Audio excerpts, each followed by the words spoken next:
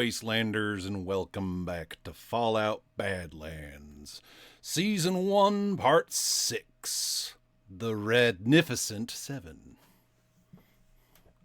When we last left off, everyone had finished up with their investigation of Dry Rock Ranch, befriended the Zax AI known as Big Hoss.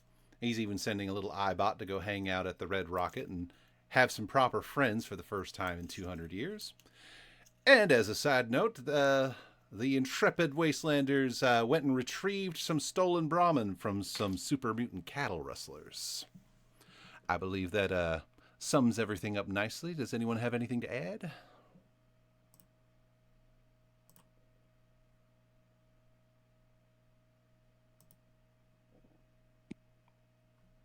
Going once, going twice. Anyone got any addendums, comments, jokes, anecdotes? I have written down that we found the Baron and Fen straight up gorks him.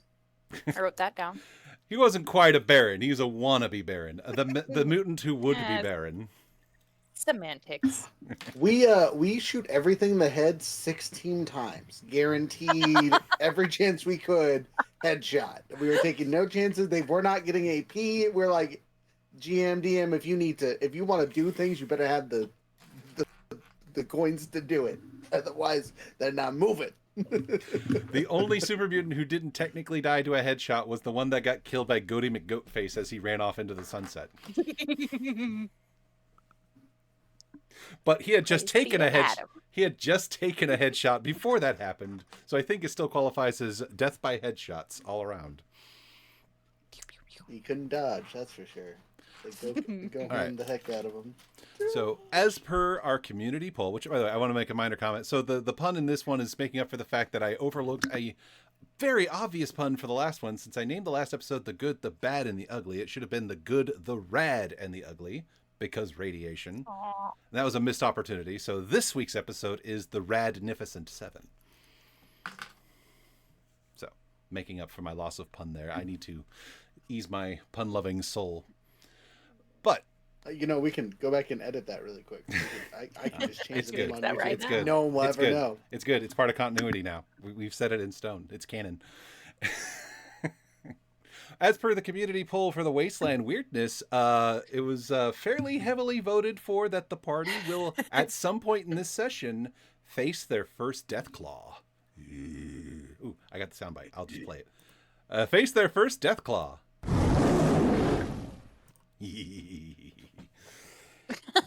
But to kind of make up for that, since the Deathclaw is one of the most fearsome foes in any part of the Fallout Wasteland, everyone is getting a chance to level up to 4 now instead of at the end of the session as well. You guys will be given, let's say, 2 weeks since getting back from Dry Rock Ranch to just kind of get your affairs in order, do any downtime activities you want to get done, crafting, mercantile, base building, what have you, and we will just handle any character shit you want to get done before we move the story along. So the floor is yours, players. What do you wish to do? Oh, we already have a volunteer. Roger. I have explosives to build. If you're giving me 2 weeks, I have a lot of explosives to build. If you have the resources to make them, go for it. Okay. All right, so he's going to start making his explosive rolls. Anything anyone else wanted to do? I know that the Frozens wanted to do some mercantile and base building stuff, community-related events.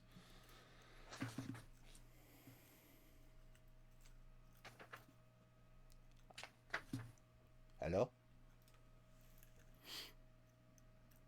Yes, sorry, I'm trying to get caught up on character creation because I haven't been here for...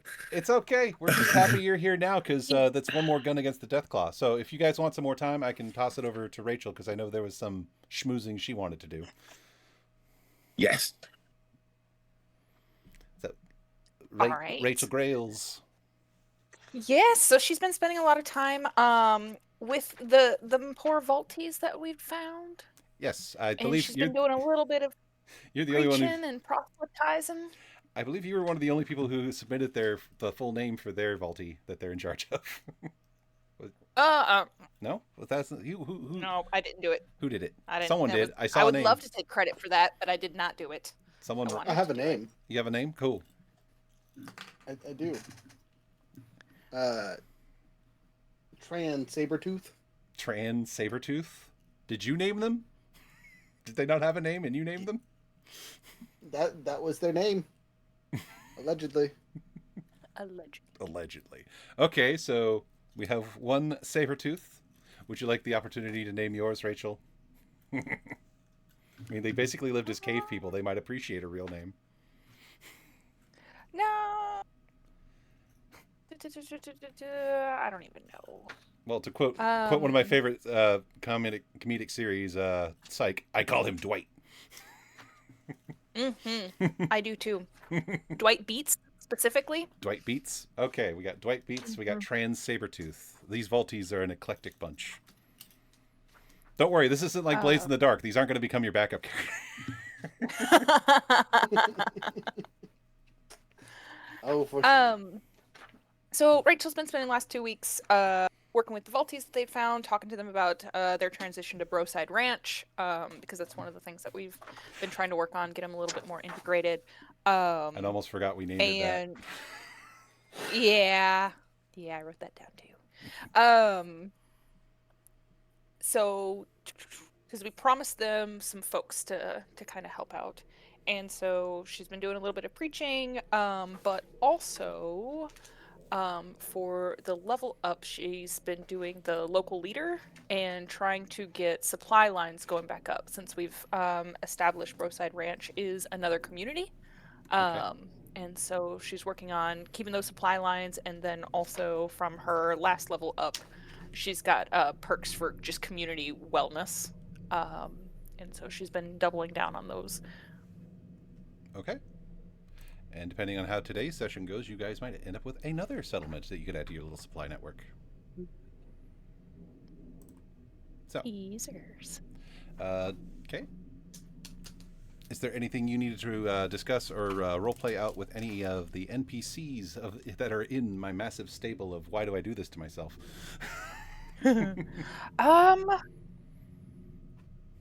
She's pretty much exhausted everything she can think of for the doctor that's taken a weird interest into her. Oh, that hasn't waned. Anytime you're in New Deadwood, I know. he seems to be like wanting to keep an eye on you. Yeah. But she's just kind of avoiding him for now. And nobody seems to know much more about him than she does, or at least anybody's willing to say. And I think that's about it. Alrighty. We'll jump over to Flint then. Flint, anything you would have done in the last 2 weeks beyond drinking? No, Flint wouldn't have done anything. Maybe being a little extra cautious because of Coyote's threat, but other than that, not much. Drinking, gambling, generally being a pest for everybody. All right. Is there anything you wanted to RP with any particular characters, or because if y'all don't engage the PCs, I'll make you roll for it again. You know I will. the NPCs. Nothing currently, but I am also currently stuffing my face, so okay. I'll think on that as I finish my sandwich and then loop back around to me. All right. And Elsnor is currently on his way to work. He says he will let me know when he's situated and can RP properly, so we will give him the floor when is appropriate. So, I guess the two people ready and able to do some RP right now would be Rachel and Rex. Who would like to be thrust into an RP situation? Throw me, friend. Throw me. All right. So, you have, much to your chagrin, having to had work with Miss Alara Voss, or Dr. Alara Voss. She has a doctorate in socioeconomics from Vault-Tec University. Basically, the educational materials they left behind in the vaults. Anyway, you've been having to coordinate with her to get these Vaulties assigned to either the Red Rocket or to Broside, and things are still kind of like tense. Like she still sees you as you're becoming just as bad as these random savage wastelanders, and well, obviously you have your tension with her as far as like you just see us Vaulties as cannon fodder. So at one point though, and I'll just go ahead and get my NPC Rolodex up, Here we go. Let's get it to the correct character. So, as a side note, Yes. for both the materials that I have, my crafting skill, and all that fun stuff, I can make frag grenades, Molotov cocktails, bottle cap mines, and baseball grenades. Those are all in my wheelhouse, and I can make about 3-ish explosives with what I have on my character. Okay. And that's not to include the stuff that is in the group funds. That is literally just what's on my person. Alrighty. The Pip-Boy is active. And Alarvos at one point during one of the many times she's had to coordinate with you on getting Maltese sent to various places, he goes, Mr. Ryder, a word.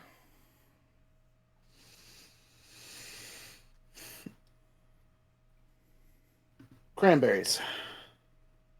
Funny to the last. A private What do you need, conversation. Miss Voss? Sorry, Dr. Voss. I just want to know if you had spoken to Dr. And I always forget her name. Because I have too many damn NPCs.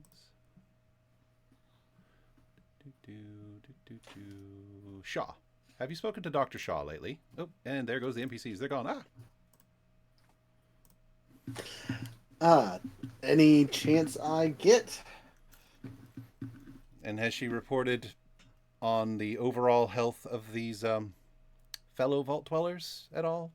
Beyond just their malnourishment and rad exposure?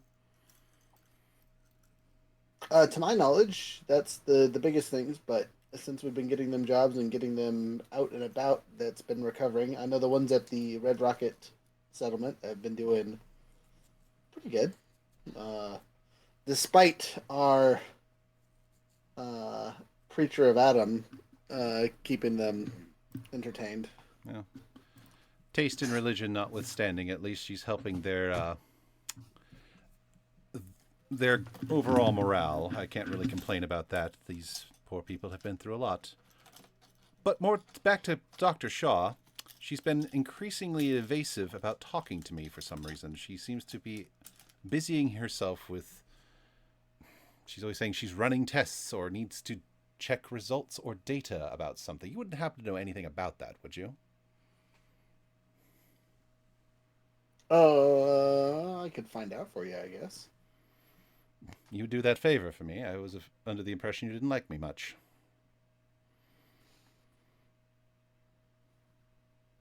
You can keep thinking that. It'll probably keep you safe in the long run. Fair point. But yes, the next time you're in Deadwood, if you could speak with Dr. Shaw, I would consider it a personal favor. Sure.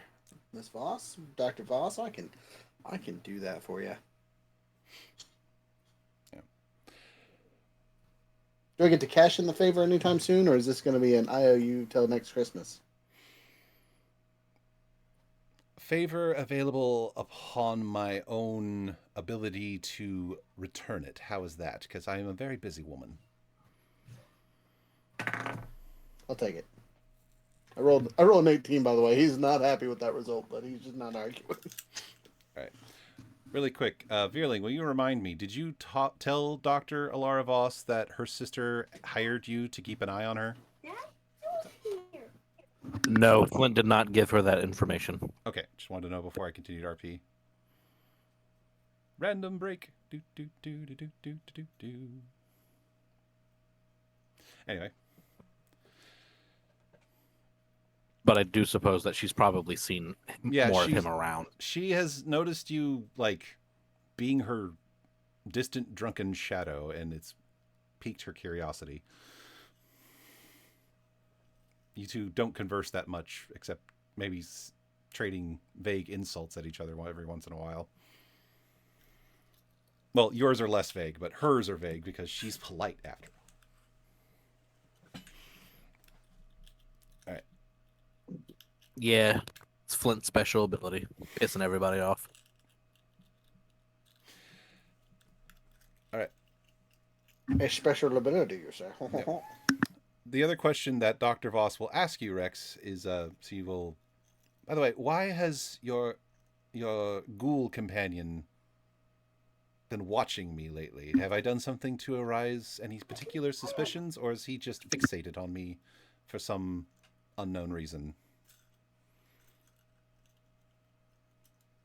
Could you please repeat that? I was invaded by small children being loud.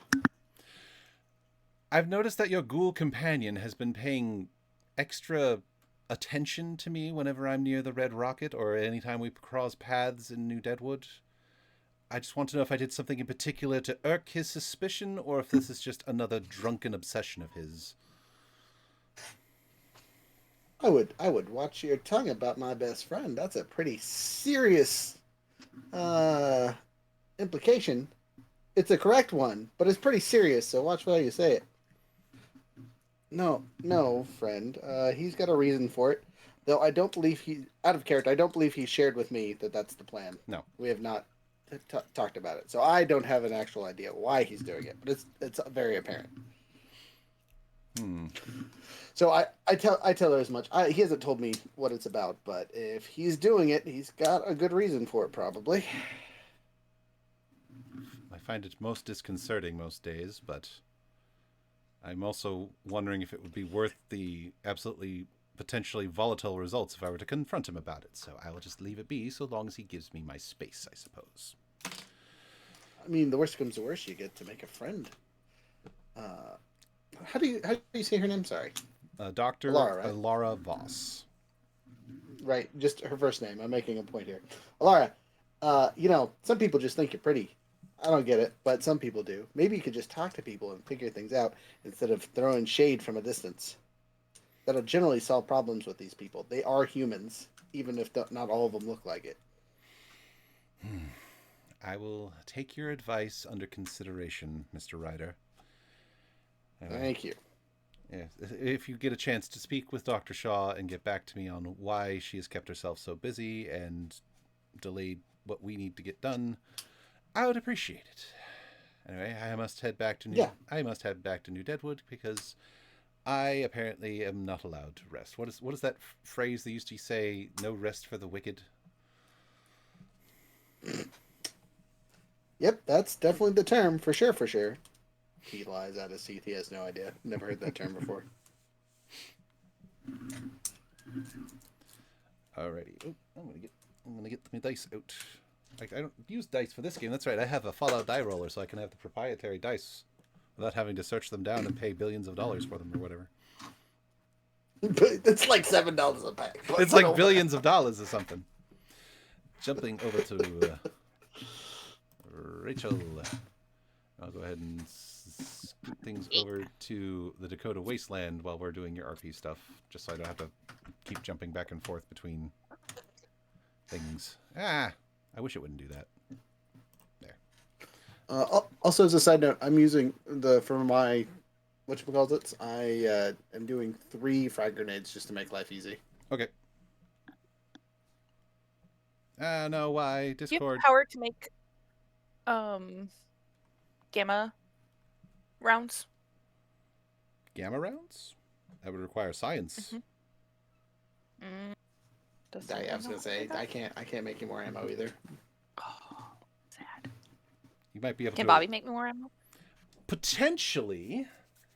He would need some radioactive material to make gamma rounds. Just pull it out of my soul.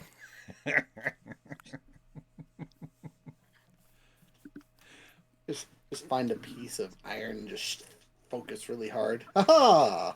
Uranium break.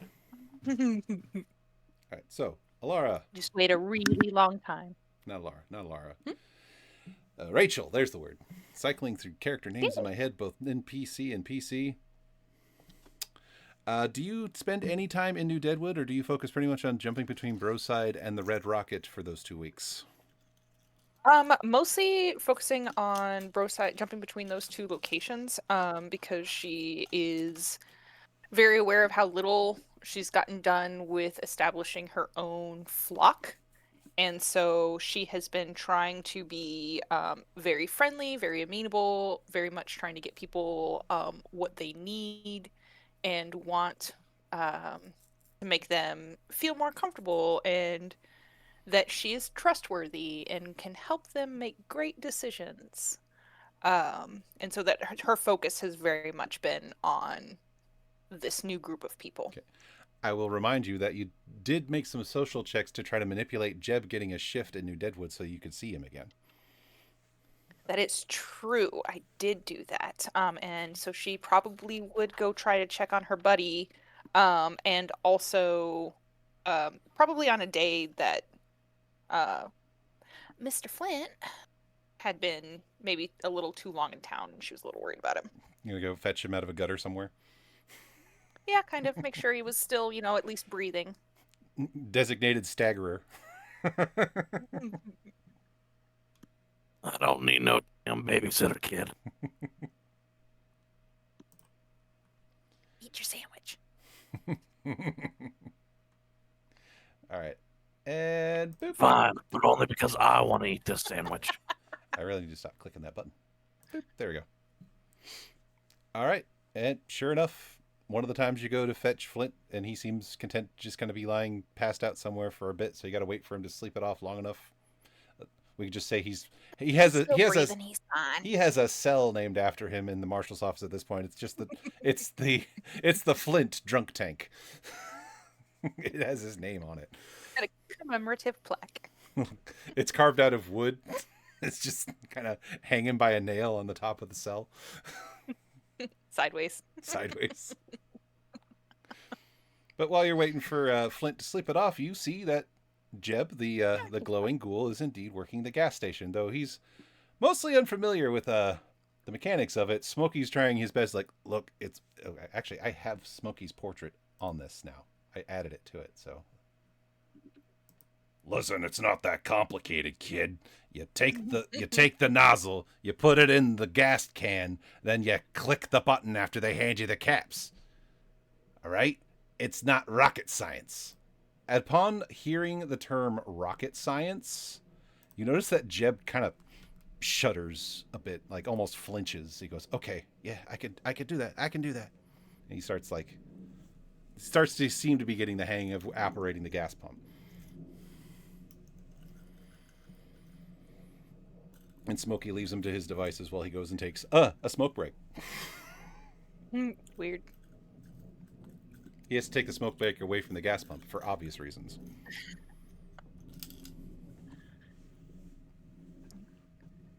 Well, hey, Jeb, how's it going? Oh, Miss Grails, it's good to see you again. I'm doing better. I'm doing better.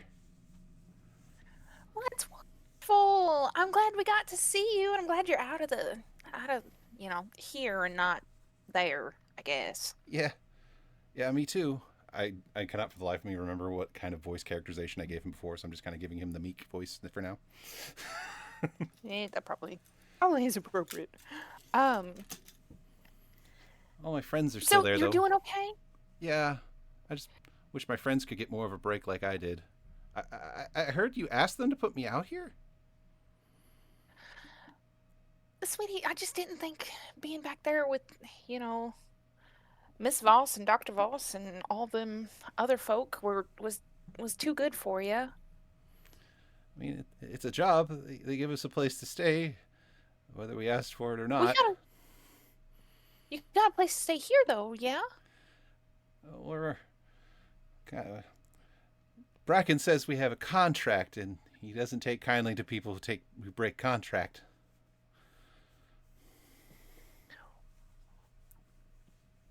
Isn't this part? I thought this was part of the Bracken thing. Yeah, the gas pump is. It's all under Bracken oil. Okay.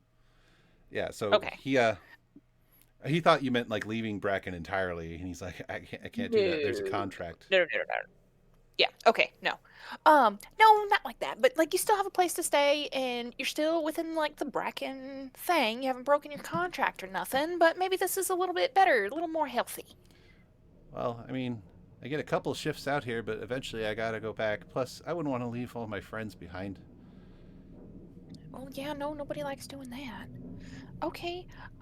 So these friends you got, they do all that glowing and mummy wrappings just like you do? Well, he kind of self-consciously kind of scratches at some of where he's wrapped up. I'm the one who's a bit more self-conscious because, glowing draws a lot of attention. A lot of other people, a lot of the others got over it, but I don't know. I feel safer when I keep it covered. Yeah, nobody wants everybody staring at them all the time, looking at their holy greatness as it filters through their bodies. That's a little private conversation between you and Adam, Nobody needs to know. It's fine. Yeah. You mentioned Adam before. I just don't. He has no frame of reference for that. He's just. Oh, sweetie. Adam, oh, this is going to take way more time than we've got to handle today. But, when you get some time and a shift or a reason to come out over to the Red Rocket, you can come and hang out with us. I've been talking to the Volties about Adam quite a bit, and kind of getting some understanding going on. But this conversation is going to be way bigger than we can do right now. Oh, okay. Talking sounds nice. A break sounds nice. I'll see if maybe we can. He seems to stammer a bit. He's like, maybe I can see if maybe some of my friends can get on the work detail for the next fuel delivery so that we can stop by the rocket. This talking sounds nice. That would be wonderful. We'd love to see you. Yeah. You remind me of someone. Used to be. You remind me of someone that used to make our lives a lot better. I miss him. Oh, who was that? Oh, that was Jason. Jason's the reason we're here. We tried to follow him, but, well, things didn't go very well. Oh, no. Is he not with us anymore? We don't know. We hope he made it, but I don't know. We just know we ended up here, and now we're with Bracken, and we can't go anywhere else. Did Jason bring you to Bracken? I think that's another big conversation, so I guess save that for when we can meet up. Okay, yeah, that's fair. Do you need anything right now? Is there something I can help you with? No, I'm okay. Thank you, though. Thank you. There's not a lot of people who are nice to ghouls, even here. I mean, the marshals do okay to make sure we're not harassed too much, but, it's still not great. Yeah, I bet. People don't understand what enlightened beings means around here. All right, well, let me go check on my own. And I'll see you later, okay? You take care. Right. Verling, are you finished with your sandwich? Yes. Cool. Because it's your turn now. I've decided it's your turn. So you're sitting there, still bleary-eyed, shaking off whatever rock gut you overindulged in to end you back up in your usual suite. And another drunk is getting tossed in with you. They're slurring and cussing and just kind of get shoved and locked in with you. And, oh, wouldn't you know it, it's your favoriteest person in the whole damn world. She is totally just blitzed, drunk. Her eyebrows have grown back, though. Give me a little bit. I'll change that.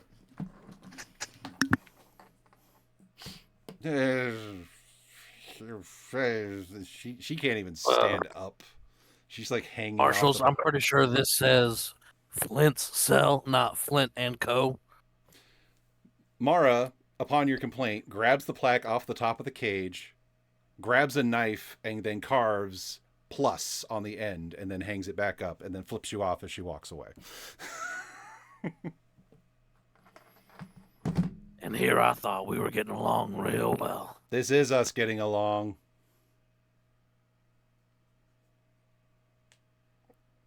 But yeah, no. Coyote is not okay. She's holding onto the bars as if it's the only thing keeping the entire planet around her from spinning. She's slurring, cussing, and you have never seen her like this.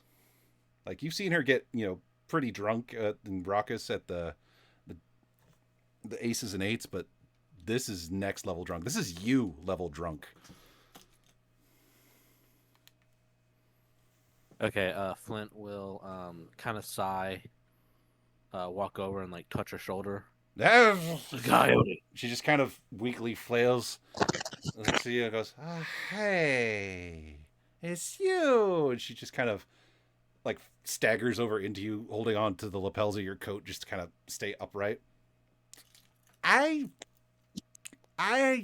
speak to you, I say some things to you.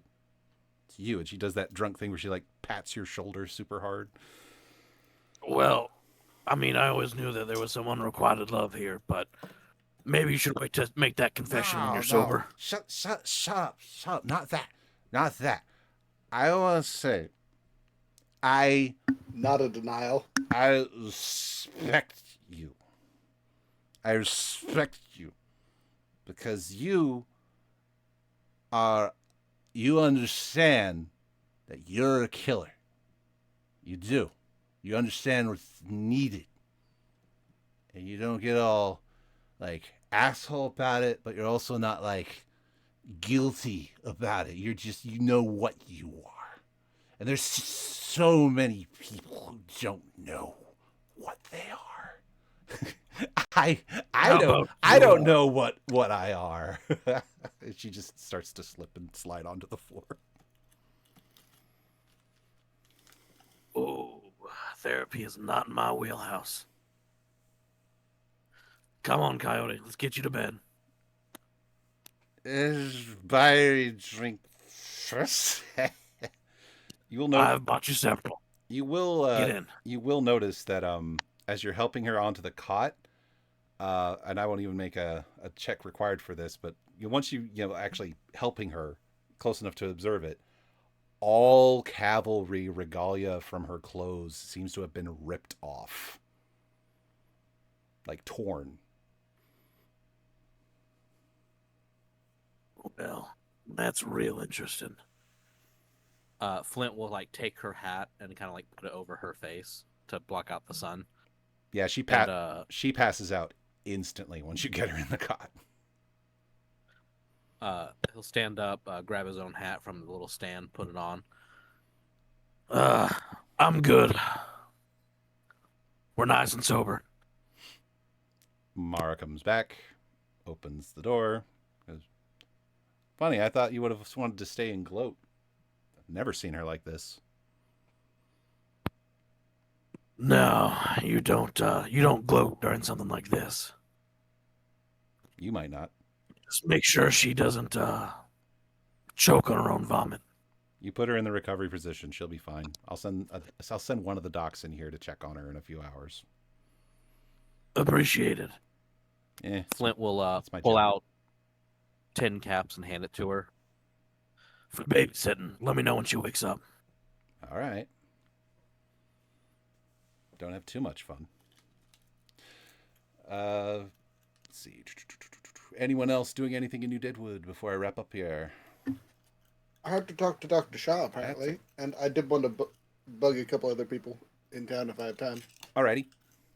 Strangely enough, Rex, the first doctor you encounter is not Shaw, but Dante. He will actually approach you in the street. Mr. Ryder, a word. Tell him to mind his own beeswax. Cranberries. Oh, I've heard that one. Yes. No, seriously. I need to ask you a serious question. I probably have a serious answer, Doc, if you're serious about needing to talk to me. What's up? Not. He looks. You're in the streets. Like, not here. Can we go somewhere else? My office, the bar, just anywhere where we're not easily overheard. Lead the way, Doc. You know where all the secret hiding spots are. I don't know about that, but sure. I give him a look. Just because we haven't seen her in a while, he takes you to the general store. Just because we haven't seen that NPC and I like her, so we're just gonna boom. Rosa. Hola. Hello, Rosie. Hola, chico. Doctor. Can we commandeer your side room really quick? Absolutely. Help yourselves. Thanks. All right, you two. Gracias. She just kind of gives you an eyebrow upon you purposefully mispronouncing the word. Or was it on purpose? No, 100% a joke. All right, Mr. Ryder. I'm sure his Spanish isn't great, but... All right, Mr. Ryder, I have a very serious question. Okay, you have my full attention. Who is Rachel Grails? Who is Rachel Grails? Who is Rachel Grails? She's very evasive anytime she's asked about where she came from. I know she's from outside of New Deadwood. I know she's the child of Adam, but I haven't been able to get any other information about her, and that is concerning to me for a lot of reasons, and I just want to know, who is she? 2 seconds. I need to roll Rex's intelligence on this one. Oh, fucking all right. He looks at Doc and smiles and says, "Well, Doc, I think she has the same questions about you." That makes my concerns only exacerbated. Yeah, I well, need to know. It's a matter of safety. What are you concerned about? If you're wanting me to rat on someone that I consider a friend, Look, I would appreciate being in the loop on why it is important for me to do so. He steps in, and even though you two are already alone, he kind of steps in and lowers his voice more. It's like, look, I am also not originally from this area. And when someone comes into the area and is evasive about who they are and where they came from, it puts me on edge. I have a past just like everybody else. And if they're connected to my past in any way, shape, or form, or have an interest in my past, it's something I need to know. Can I make a let's see here, perception and speech check for me and Rachel's conversations about her past? Because honestly, in and out of character, I don't know how much I could tactfully relay. And feel free to coordinate with Carnival there to what details would have been discussed. Okay. One dice and so many successes I get. Well, I'll take that. 5 and a 7, which is 2 successes. Okay. Sorry. 5 and a 7 is 1 success. I have a 6 in perception and a 0 in speech. All right, 1 success. So, Rachel, what would a fair question that wouldn't reveal too much about you that you would have shared with me? Or have you been an open book and everything I've asked you've answered? Not everything, because there's a couple of topics that she would kind of shy away from. You would absolutely know that she came from the East, that she had kind of a falling out with the leadership of the church that she was originally a part of, and that she come out west to like establish and re-engage with Adam, and came out here to do those things. For my request, for my purposes, did you ever mention your church leaders by name? She probably complained loud, about by name. All right. She probably did. Don't mind me. Don't mind me. Now I need to has check. to say everything he knows.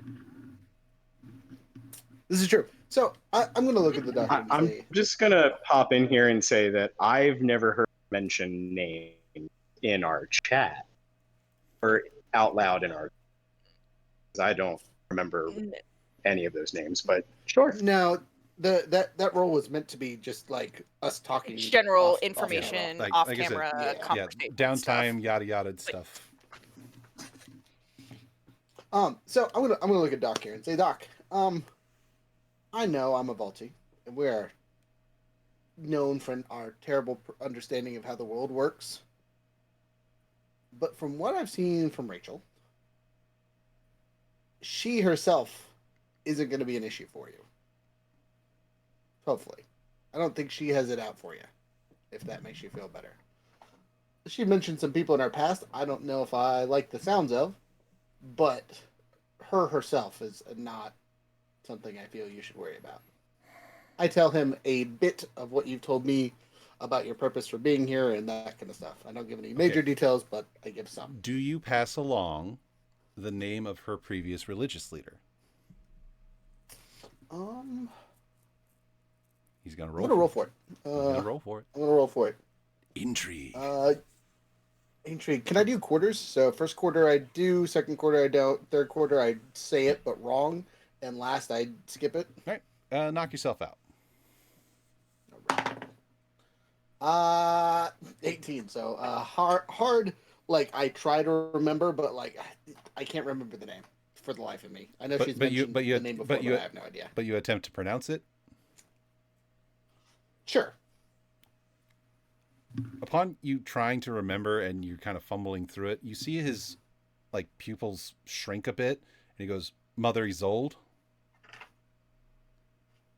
which is yes, that is the name that she dropped. Maybe that might be right. He seems not shaken, but like suspicions like confirmed, at least some of them.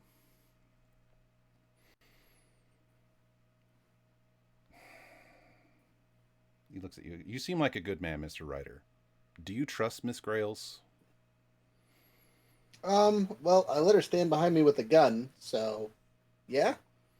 All right, I guess I can't ask much more of that. Look, you known me as the doctor here for as long as you've been on the surface. Mm-hmm. You know, I actually do want to help people. I only keep whatever secrets I need to protect myself and those around me. Okay. Fair enough. Could I ask you, as a favor to me? I mean, once again, another doctor asking you for a favor. They love me. They're gonna start calling me McCoy over here. God damn it, Jim! I owe a doctor. There is a conversation that Ms. Grails and I do need to have, and I need you to assure her that I mean her no harm, but information does need to be exchanged for both of our safety's sake. Okay. I can do that. That's easy. Thank you. Oh, and Doc. Yeah. I open up I learned how to make some new stuff recently, and I hold open my jacket that has the frag grenades. Don't be a liar. Noted. He will excuse himself and wave to Rosie as he's on his way out. Rosa just kind of eyebrow cocked again, looks back to you as you're exiting the storeroom. What was that about? Rosie, Doc needs something, and he's being cagey about it. Well, that's his default setting. Yeah, it's nothing to worry about that. He just got to deal with something. But I need gunpowder. Oh, gunpowder! I or have. What? Yeah. I've learned how to make a couple things, and I need more materials. If you could talk to my dear friend Zeke at the outpost to get some kind of back and forth between you guys on your that kind of stuff, I would be eternally grateful, and I'm sure he would appreciate the that was going to start to happen as soon as I started learning how to make ammunition. I'll tell you what, if Zeke wants to pay me a visit anytime, we can get if he's got a community he's trying to build up, then we can establish a supply line just fine. I'm pretty well connected in these parts. Sweet. Okay, good. I will let him know, because he's about as new as I am. Just kidding. In different ways, but sure. Yeah. Anyway, thank you. Appreciate you. Yeah. And we'll talk more later. I do have some fun stuff at the Red Rocket that we need to get you anyway for tradesies stuff. So when I send Zeke your way, he'll bring some stuff for you.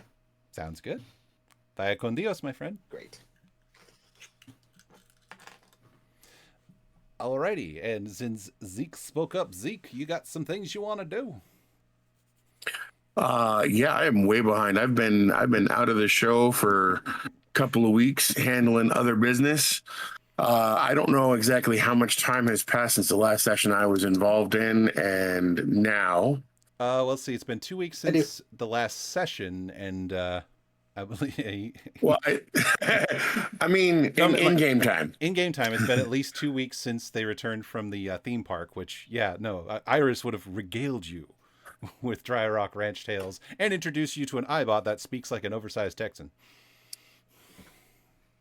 But since the last time you Gotcha. played, it's been about a month in game Yeah. time. Okay. So I have rolls to make for progress made on the Red Rocket, getting it in order. There was the water filter pump thing that I wanted to try to make sure I got repaired. I guess I have rolls to make for my business dealings and how much either stock we have now and or how many caps we have in the bank. All right. Well, do you have all that info? We have so much stock. So much. Over 24 and then some bottles of that, of Nuka-Cola, 24 bottles of Nuka-Cola, and like 10 bottles of Quantum. It was crazy. and don't let me forget, after this session, probably tomorrow would be the best time. I'm going to hit everybody up for what they are. I know that everybody's got their own loot from everything. If anybody's putting anything into the group loot, let me know, and I will start managing that inventory. Not tonight. All right. Well, if you like, for now, whatever you need as far as like getting what you need for the events coming up in this session, we can go ahead and resolve. And then anything else, if you want to just post, like I assume you have like all the books and charts for making all the rules for like the mercantile and crafting and all that. I'm pretty sure. I believe so. All right. So if you want to just post those in either a personal chat with me or in the group chat, and whenever you get a chance, that would work best for me. Okay. And then whatever you need to resolve for, just so you have stuff on you for today's session, we can go ahead and just do that.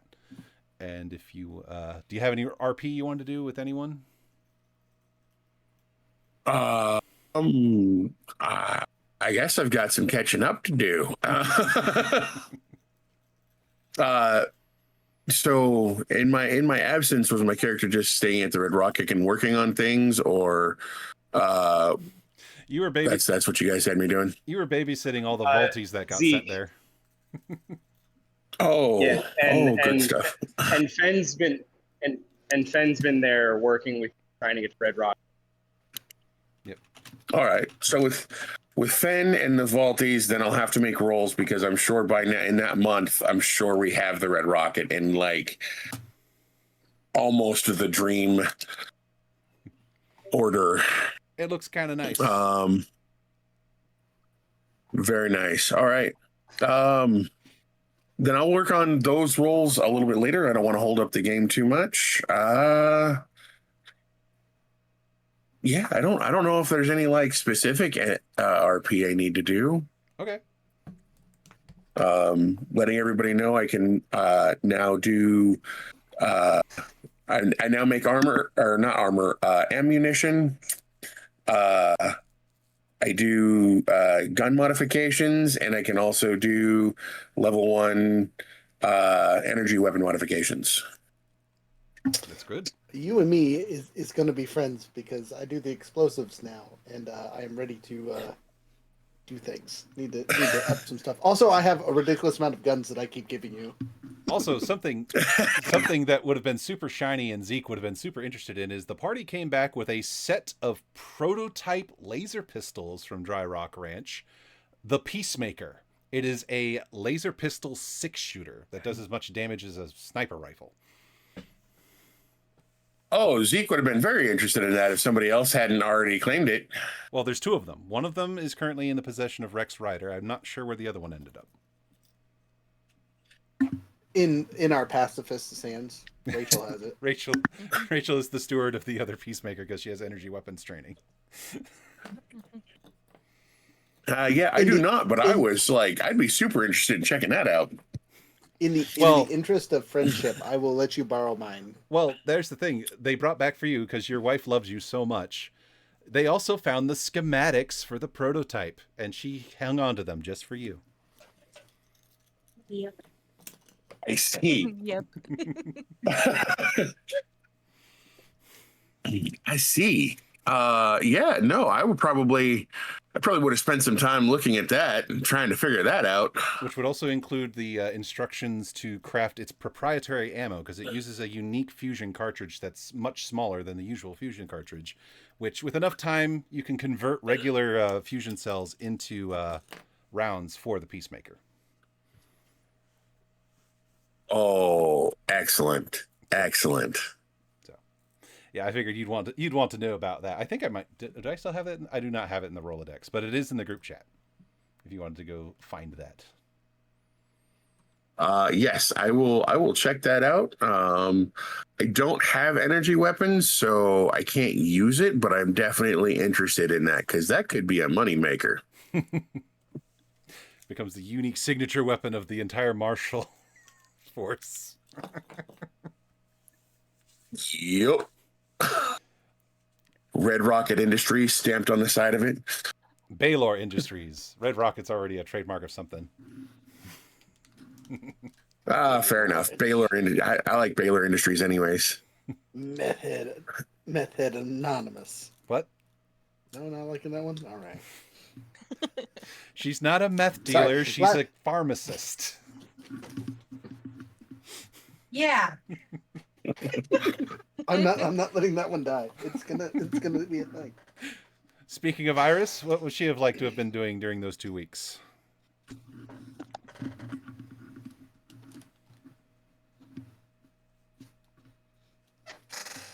Figured it'd be helpful to just have the map up for you guys. Oh, I got another message. Hold on.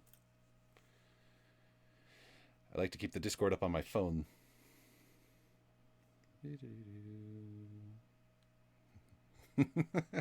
Carnival with her quips. Iris, if you're speaking, we can't hear you.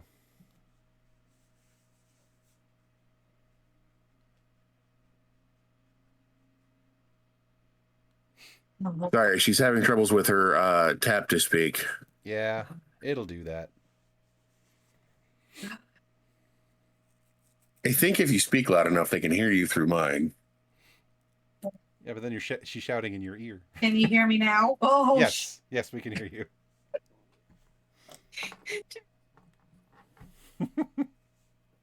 Now you're gone again. Yeah, it's blinking, but it's not showing. It's not sounding.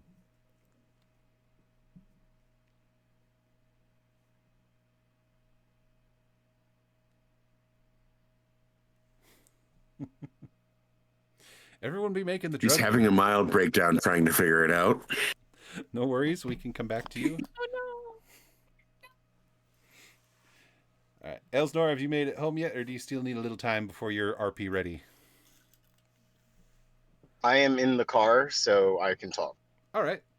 And while she's figuring out her microphone and such, would Fen have been doing anything of particular interest during these 2 weeks, or would it be mostly just pushing heavy things and making things dead if they wandered too close to the rocket? Fen will probably have been going back and between the Bad Baron and the Red Rocket, slowly taking like the resources of that outpost because he claimed it for his own. He killed the Baron. Well, again, he wasn't a Baron. He was a wannabe Baron, but I love that everyone's just calling him a Baron. In death, he finally got what he wanted, some recognition. Well, Fen recognized him because he did steal the cattle. He did have so he recognized him for his potential. So but since he killed a Baron, he gets his spoils. So he is currently taking the fort apart and bringing it back to the Red Rocket so that he can create, his own fort around the Red Rocket. Okay. But that's all he's doing. He's just loading lumber, taking planks down, pulling boards. He's got he builds a sleigh, like a rudimentary like sack sleigh behind him, and he just drags it across the wasteland. Like All right. he's making a muck. He's making a muck. That's what he's doing. All right. Zeke, you've Yes, got a lot more. fortify us. And Siegel is definitely goading him into why aren't you a baron? Also, I recognize now you're all just calling him a baron because you don't want to use his real name. His name was Pussnuckle. You will remember him. Oh yes, Pussnuckle? I will remember Pussnuckle. Yeah. Pussnuckle took the helmet to chest.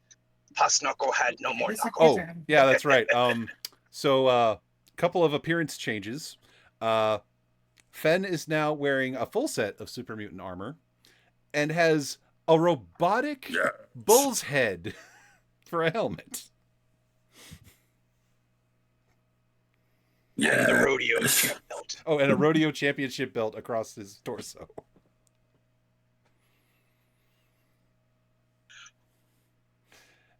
And Rachel is Yeah, dressed like I a would say Rachel is dressed like a Cowgirl. Nuka-Cola cowgirl now. cowgirl. Pink pony show, 100%. These are the things people get up to when you're being the responsible adult and staying Wow. home. Uh, wow. This will teach me to be the responsible adult and make sure my kids have supervision. Fuck them kids. Aw. But yes, overseer, that is pretty much what Fenn's doing. He is claiming what is now his, All right. And Zeke, I didn't mean and, it. and that's what he's doing for the 2 weeks. Frozen, I didn't mean nothing by it. I was just saying we missed you. Oh, I know fully well. Yeah. We missed you. We missed you. Alrighty. It's okay. I missed all of your beautiful faces too. All right. No, don't touch me there. This is my no-no My square. no-no square. Yeah, Rook. Sure. Like you really have a no-no square. Emergency. User death imminent. He's just over there being my peanut gallery with his soundboard. Mrs. Frozen. Sorry, that was definitely the wrong sound, but we'll go with it. Mrs. Frozen, you got your mics settled up, or are we just gonna wing it? Can you hear me now? I can hear you now. Yay! Okay. So, in the last 2 weeks, Iris has been questioning Rachel and spending some time with Rachel about her faith and trying to understand a little bit more what being a child of Adam is like. And since she still has that Thunderbird still on her brain and could not get rid of it, so that's what she's been doing the last 2 weeks, other than doing her experiments and exploding her lab a couple of times. Not doing anything to help. I'm sorry. I didn't know the nitroglycerin was the explosive kind. Anyway. Like you would know. So you've been I just said I didn't know. so you've been doing the pharmacy thing, and you've been trying to kind of keep up on like what local folklore and spiritual beliefs and whatnot. Yes. Is what I'm gathering. Okay. So there's the same general kind of lingering vestiges of Christianity that you see scattered throughout the Fallout setting. It's more of just like a thing that like people remember was a thing, but most don't remember the details. You're far enough away removed from the Utah Valley that that particular sect is not really an influence here. Anytime you talk to the locals about stuff, they make mention of stormwalkers, like people who seem to like walk through the rad storms as if unbothered by it, and they only seem to be seen during these rad storms. Some people say it's just radiation-induced hallucinations, but the problem is, how is it a hallucination if people keep hallucinating the same thing? People walking through rad storms and big birds flying through the sky. So that's been that, and of course Rachel has been giving you, I'm sure, a very eager breakdown of her vision of Adam's glory.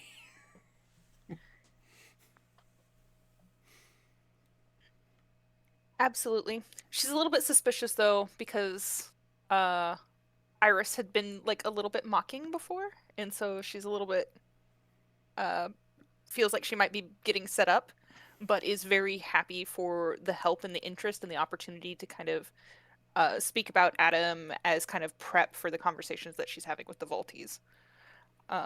But she's very happy that Iris is being nice to her now.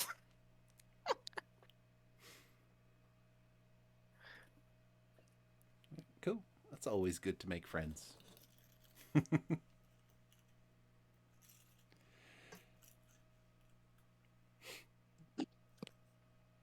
still with us, Iris? Yes, I'm trying to think if there was anything else I probably would have done Okay. these last 2 weeks, but I don't think Iris would have, other than Okay. spending time with Rachel and getting on Zeke about, not cleaning up the space when she was gone for the time of the, time that they left And to do their adventuring. In his defense, he was literally babysitting 6 barely elevated past cave people who were suffering from malnutrition and rad poisoning like a couple weeks ago. And this is why they don't have children yet. Was I supposed to be breeding them? No, she meant me and you. You and her. Me and you. Oh, From your perspective, this not game mine. has gone in a Don't weird mind me. direction. As far as other religious beliefs in the area, I guess the only other thing would be if you wanted to spend any time talking to Brother Bobby, Brother Robert Finnegan of the Brotherhood of Steel chapter that's in the area, he would have explained. He left. Oh no, he's out and about doing his power armor thing, but his main thing is still coming back to New Deadwood to like resupply because power armor or not, you still need supplies to survive out in the wilderness. So yeah, he comes back to New Deadwood every now and again, only stating that he's looking into stuff and it's the wasteland, so shit's crazy. But he would have, if you wanted to talk to him at all, he would have broken down both the general beliefs of the Brotherhood of Steel and what his particular branch, who have been dubbing themselves the Mountain Lions, what their particular sect focuses on. They're actually an offshoot of the Lions Brotherhood from the East Coast that believe that, yes, we should be stewards of technology and keep it from falling into dangerous hands, but we should also help people where we can instead of just hiding and hoarding tech all the time and cleansing the unclean.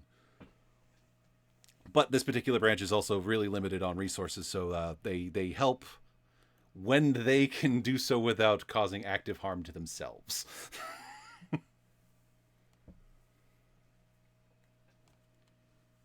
Yeah, that's about the gist of the major spiritual beliefs that you would have gotten any word on. And as far as local lore, of course, the usual urban legends of like cryptids and whatnot. Urban wouldn't have known a city. Local legends about the unique beasts that wander this land. Rad bison, which are carnivorous herds of bison that wander around and will eat anything in their path. Murder birds, which are giant irradiated ravens and corvids that have human-like intelligence and seem to form communities and watch people and even form schemes. They've been very rarely known to attack people, but they usually have some sort of reason, and it's always a coordinated attack, because anyone who's watched those crows videos on the internet knows exactly what I'm talking about. Yeah, I understand that one. So yeah, that's it as far as local folklore, spiritual beliefs, religions, and all that goodness, which we might touch up on later, because like I said, there's apparently going to be a big powwow at the Red Rocket at some point involving some glowing ghouls. Anyway, is there anything else we wanted to cover before we move into the plot? We still have to talk to Dr. Shaw. Yes, you do. All right. Dr. Shaw is where she normally is, in her Vault Tech appointed office. Let me get her little Rolodex thing up. There she is. They are, excuse me. And once again, I make it disappear because I clicked the wrong thing. There we go. Mr. Ryder. How And dare she you. doesn't even look up from what she's doing. She's like, she has like a salvaged office chair, and she's kind of just wheeling about her office and just like bouncing between like test tubes, her centrifuge, her console. And she's like, ah, Mr. Ryder, how can I help you today? Are you sick? Hello, Avery. No, I've been sent to check up on you, though. Upon using their first name, she actually will stop. They will actually stop for a moment. Pronouns, man. Anyway, they will actually stop for a moment and then turn to look at you and goes, "You used my first name. You must intend to speak about a serious topic." No, Avery. I do my best not to confuse you with your siblings, so I use your first name. All right. Checking up on me, huh? Did Dr. Voss send you? Mm-hmm. She seems to think that whatever it is she's working on is the most important thing in the wasteland. She just kind of goes back to her console. I am fine. I simply have a lot of work to catch up on.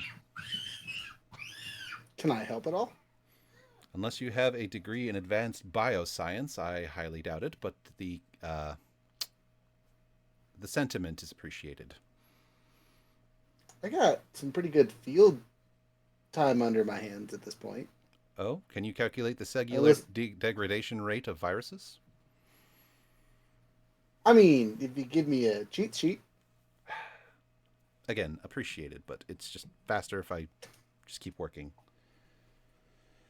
But if you're concerned that Miss Voss's projects are going to fall to the wayside, they won't. I am simply triaging. It's a skill. So I've heard. Was there a specific concern she had, or was she just worried that I wouldn't be working fast enough? It's not a speed thing, Avery. It's that you're being cagey and holding off information. At least that's what I got from her.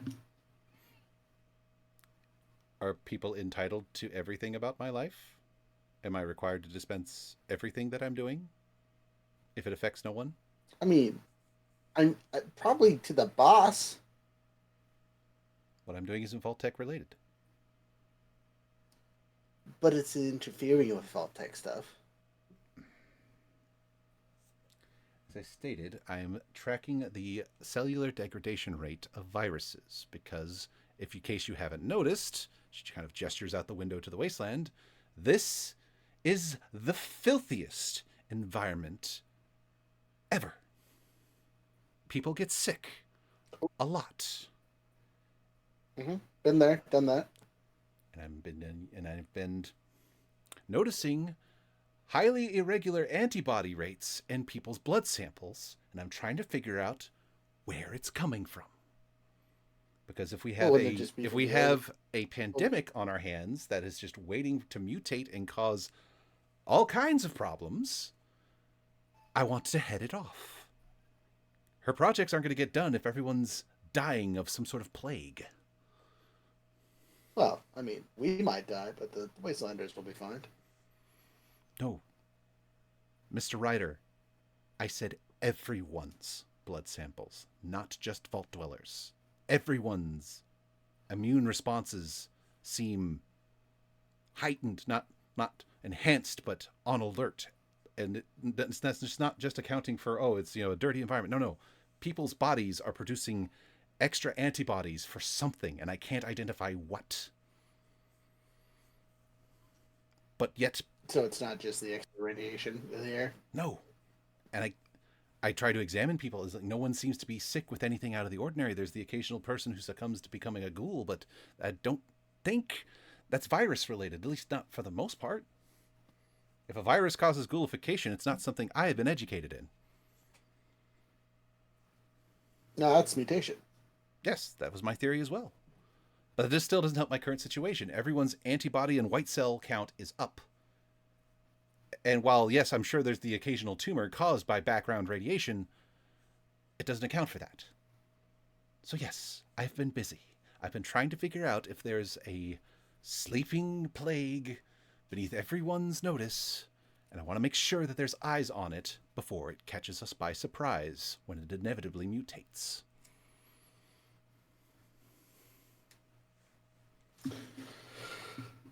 Okay. I don't mean to stress you out, Avery. I'm just trying to help. No, I'm not meaning to sound terse with you. I'm just trying to emphasize the seriousness of my work. I am not lackadaisically putting off my duties. I am prioritizing something that is important. Okay.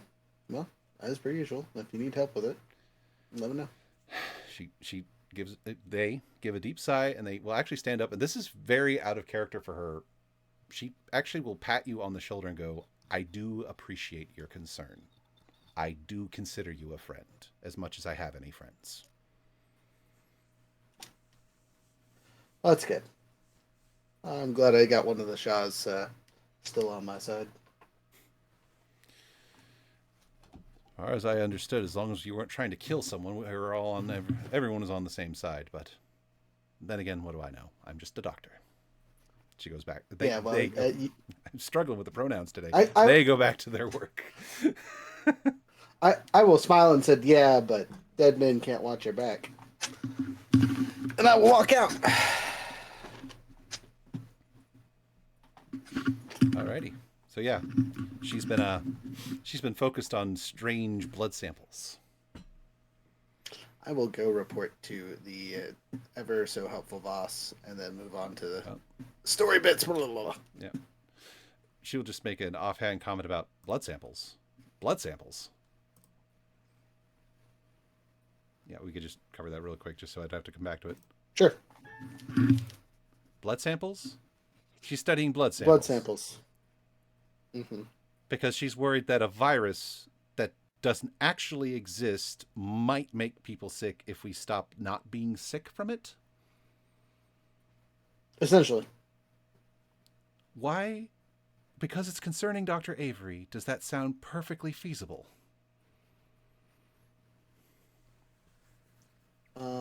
Because, I mean, she's smart. They're a smart lady. They're a smart person. They are a very smart person, yes. All right. Thank you for checking up on this for me. I will do my best next time you need a favor to fulfill my end of our bargain. Oh, fantastic. That'll...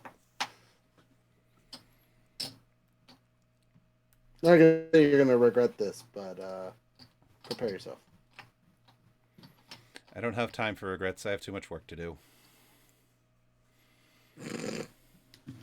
You know, the last person that said that died of a heart attack, so just have some fun or something, weirdo. She just kind of shakes her head and goes back to her little clipboard and continues her ever... Actually... Oh, okay, go ahead. You should go see your sister. What? Why? It's like, this is the most like terse that she's suddenly ever been with you. She's like, why? Because she's up to something, and you are the best person to read her. Because we share a last name? No, because you piss her the fuck off, and she fucks up around you.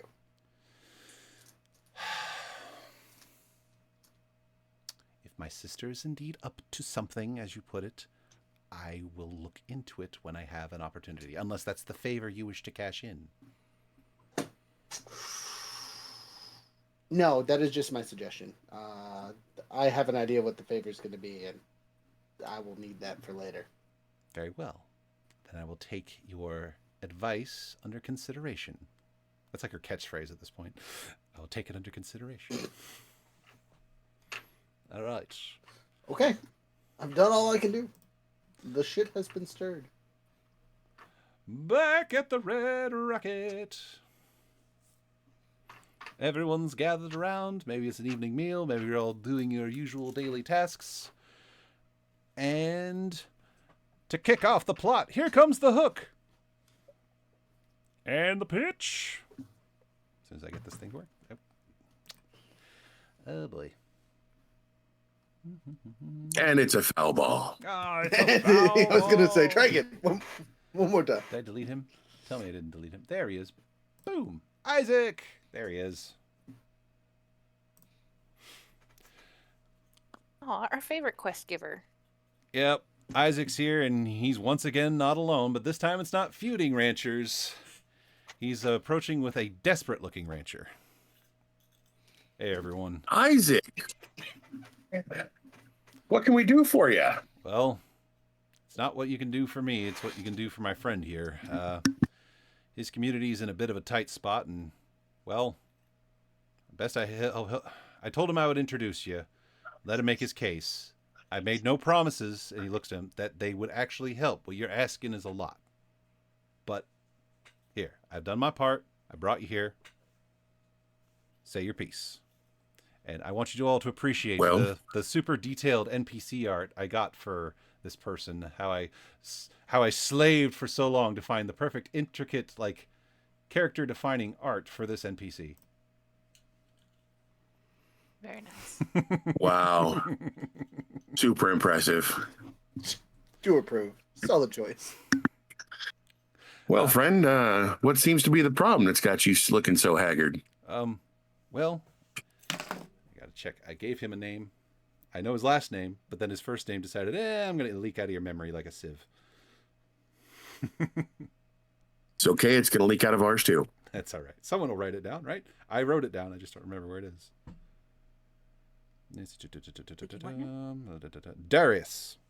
Darius Hawthorne. Much obliged to meet you. Well, like Isaac was saying, my homestead's in a bit of a tight spot. We've landed ourselves in a mess of trouble. Well, we handle trouble pretty well around here.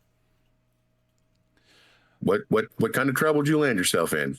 Well, my family lives up at the ranch homestead that's been in our family for a while now, Hawthorne Farmstead, and it's not just our family though. Anytime we had ranch hands that had families, we've built it into a real community up there, and we do get to all right. the point. Well, a few years ago, Let the man talk. in order to keep operating, because we're so bless your soul. Because we're so far from New Deadwood and the protection of the marshals and whatnot, a few years ago we had to start paying tribute to Custer's cavalry. Protection, they said. But lately they've been demanding more and more, and now they're demanding so much that if we give them what they asked for, we're not going to make it through this next winter. And we were Wait. You thought the cavalry would protect you? No. And not just... No, sir. I did not think they would protect me. It made it abundantly clear that if we did not accept their protection, that it would end badly for our communities. And we have children up there, sir. We didn't want no trouble with them. We figured if we could just give them a share, that give the kids gun. I'm not going to make killers out of my children, sir, if I can avoid it. But I don't see a choice at this point. They're asking too much, and we need to make it so that they no longer think our ranch is an easy target anymore. I see. And so you're asking if we can help you take on Custer's cavalry. I mean, he looks over to quick question: Is Fen made himself invisible in this moment, or is he just kind of hanging out?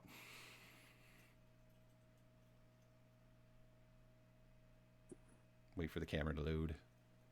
Aha! He's just hanging out. He sees Darius looks up and sees the big blue guy with the cow helmet and goes, "Well, you do have a fair amount of a fearsome reputation at this point, as well. I'm not looking for a war here. I'm just looking to scare him off if I can. We need the food we have. We need our crops in order to survive. And like I said, we're far enough away from everyone that we can't just trade for what we need. We can't just pick up and move." Look, I'll be honest with you. We could come around and do a little show of force and maybe get them off your back. But what happens when we're gone? Oh. Yeah, this is going to piss the cavalry off.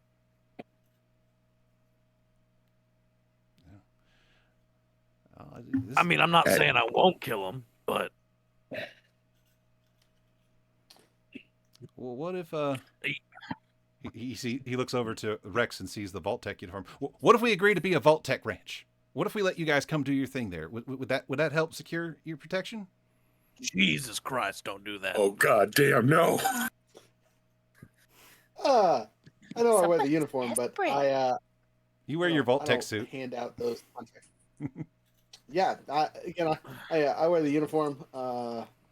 Those my people, but I don't make those kind of deals for them. Tell you what. Them direct. I might But- have an in with the cavalry. I could talk to her, Oh well. But- see what's going on. I You do mean have your little girlfriend over there? Not my girlfriend. I mean, y'all hang out She- together all the time, and y'all She does chat. seem to hangs like out talking to you a lot. Same could be said for the Vaulty. He ain't my That's girlfriend fair. either. Iris Well, would that's put because her he's not a thumbs into girl. her Ah. belt loops. That's Your not wife also big likes enough talking. for the two of us. wounded. Straight through my heart, friend. He says sarcastically. I'm too pretty for you, Oh. Vaulty. Friend, yeah, you right. You too pretty. Pretty fucking ugly. God damn. I mean, But wait, before we start assigning who's gonna get control of your ranch and whatnot, let's just take care of them now. Piss them off, shake up the bee's nest, and then blow them up. well, that You just want to explode things. I know. Ever since he made those little explosives, he's just like showing them off to everybody. He's opening his They little coat have- at people. Like, And Flashing Fen people, could Vaulty? go. He could make people not want come back. Exactly. We could definitely give a show of force. We could, okay, but but unless we're able to kill them all, Yeah. my point still stands. What's going to happen when we're not there? We can't be there 24 hours a day. So at some point, you guys, no offense to you, sir, you guys are going to have to grow a backbone and start teaching yourselves how to defend yourselves. well, would you be willing to help us with that? He seems to ask, literally hat in hand. We're farmers. I mean, there's a few good hunters and scouts and sharpshooters amongst us, but we're not soldiers. If We ain't soldiers, honey. Speak Siegel, for yourself. Siegel says, "Soldiers are made in war." Siegel has a good point. And Siegel's We a can- Solid and statement, Fen will Siegel. just smile the most craziest smile you've ever seen. Look, we can maybe dip into our supplies and get you guys armed up. Teach those of you that don't know how to shoot, and probably hit what you're aiming at. And maybe supply those of you who already know how to shoot with some better equipment. that would be And great. help you figure out how to fortify your homes and make that safe. He's like nodding along as Zeke is speaking. He's like, yeah, that would be mighty fine, thank you. And look, kind of glances over to Flint. And if you know someone in the cavalry, maybe could buy us some time. I mean, I have to head back to the ranch, but it's Hawthorne Ranch. It's just a ways north of here. It's pretty easy to spot. We're a pretty big farmstead. Just head there as soon as you can, and we'll try our best to I get tell you what, any supplies, weapons you need. We'll start rounding stuff up right away. all right, we'll start heading that way here shortly, and we got to talk amongst ourselves and figure out a plan. Oh, right. Thank you so much. And he kind of shakes Isaac's hand. Thank you, and he just kind of starts heading back towards. Wait. What? When's your next payment due, sweetie? Sweetie, before you go, we need to know when's your next payment due? About a week from today. Well, technically a week from yesterday, but it was a long walk. Okay, and then so let's just say that you don't make that little payment there, and how long do you think it would take before the cavalry kind of sent someone out to take a peek, see what was going on with that? Lately, for tributes, they've been sending out a force of at least 7 on their little death trap riders, and they have so many guns. They're led by a man named Harlan. He calls himself Captain Harlan. Harlan, you say. Okay. And on any of these little excursions, you see a wildcat of a woman with like a little top hat thing going on, brown hair, looks kind of like an asshole. He kind of shakes his head. No, no one who looks like that. Perfect. Wonderful. Okay, sweetie, that's all I needed to know. Thank you so much. We'll see you soon. Thank you so much. He just kind of starts heading off back towards home as quick as he can, because again, it's Fallout. Nobody has real mounts except for the people willing to potentially explode. Anyway, We got ponies. that go like 25 miles an hour. Hey, it's better than walking. We have ponies. Oh, We have- oh, yeah. yeah. We have- Have I been taking care of ponies at the Red No, Rocket no. this whole Okay, time? okay. And No, nobody we just told brought me? 'em. So Okay. They're not real ponies. one of- They're robotic ponies. one of the loot items from We Dry took Rock over Ranch Ranch. was, how many did you end up with? 4? 4. 4 horse-sized Giddy Up Buttercups from the Trail Rides theme ride. We used them as pack animals. Yeah, they're I a got you. replacement. I got you. They're a replacement for your Brahmin. So the Brahmin wouldn't have to work so hard. Aw. That Bob gets to rest. Yeah, Bob can spend his days Bobby. Not Bob. Bobby. bovine Bobby. All right, so I'm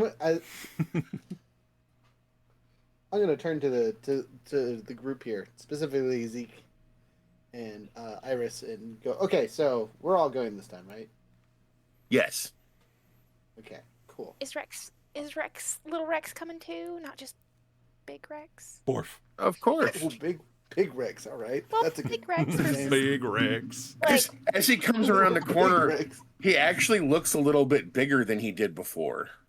oh, What have you been feeding that thing? handsome boy. Sheep mostly. He's definitely like bulked out some. His bark's a little bit deeper than it used to be. Okay, we didn't ask an important question before we sent this man on his way. What is he getting for us? Well, I kind of figured we would talk about that. I don't want to be an extortionist like cavalry's being, but I mean, some more food coming through here, so wouldn't hurt if they have some to spare to send our way. Well, and I'm not one to turn away my fellow man, but we promised to loan him some stuff. And so if we go up there, show him what you three specifically can build and provide, if they send some supplies, I'm sure they'd be willing to part with some of their Brahmin meat. Always call him in as a favor if something goes south. That's true. And with it's another established community, food, defense. Oh, favors. By the way, Rachel. Isaac has not left. He's just been kind of standing here listening to you guys converse. Hi. Hi. Oh. You can listen. This isn't secret. You're welcome. We're not trying to hide nothing. I appreciate you giving him the time of day. The Hawthorne Ranch has been part You're of the. still muted. Oh, muted. Can you hear me now? Ben No. could still bring Brahmin meat if need. Can everyone hear me? Yes, Yes. sorry. Yes. Elker was just speaking, and I was like, "Hey, man, you." We were all trying to tell him at the same time he was muted. Look, I appreciate you giving Darius the time of day. His family's been running that homestead pretty much since this area's been kind of properly settled, since even before New Deadwood. His family's been running that homestead. And it'd be a real shame if it fell to the cavalry. Well, Okay, we thanks can't for make any producing on that. promises, but Hey, the fact that you're willing to make the effort speaks a lot. So I think if you want a little something to sweeten the deal, I can speak on behalf of the Ranching Coalition to see if maybe we can give you guys an official endorsement as a trade stop. I mean, right now the central hub is New that'd Deadwood. go a long way for us. So right now the central hub is New Deadwood, but as you can tell, sometimes New Deadwood isn't exactly the most savory place for family-oriented ranchers to go to, And you think our Absolutely. little place is better? Iris keeps like bumping Zeke. Say yes. Yeah, no, Zeke's eyes definitely like sparkle a little bit when he says trade endorsement.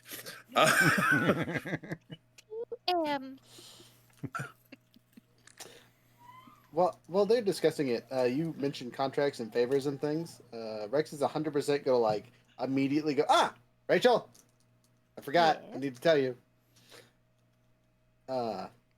Not in front of the others apparently, but I don't let me forget. All right.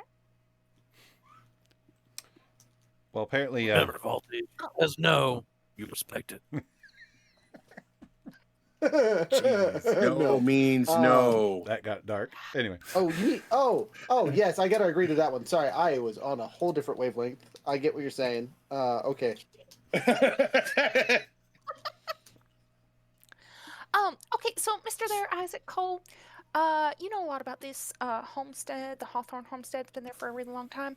What do you know that they're producing all out there? Mostly razor wheat.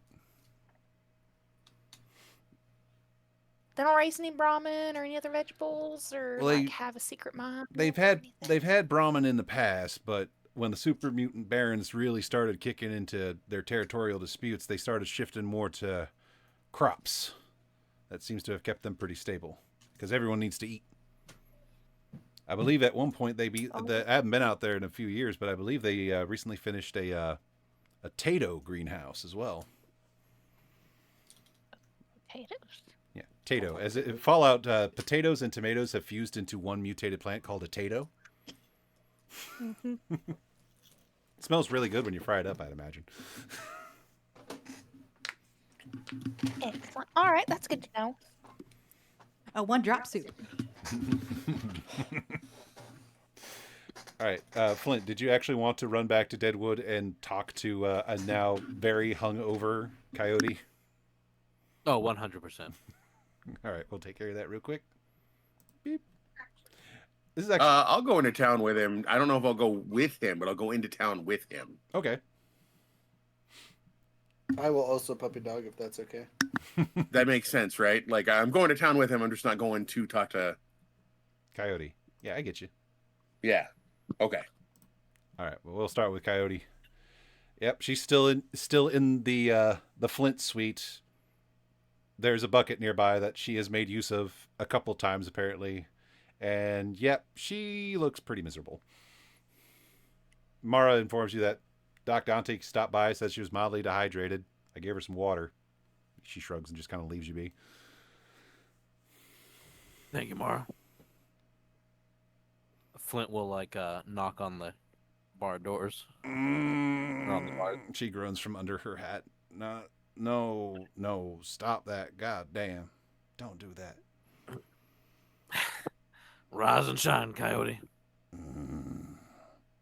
What do you want?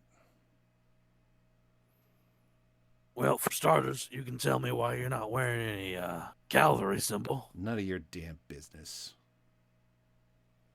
Oh, that's not the way you should talk to someone you respect. What the hell are you talking about?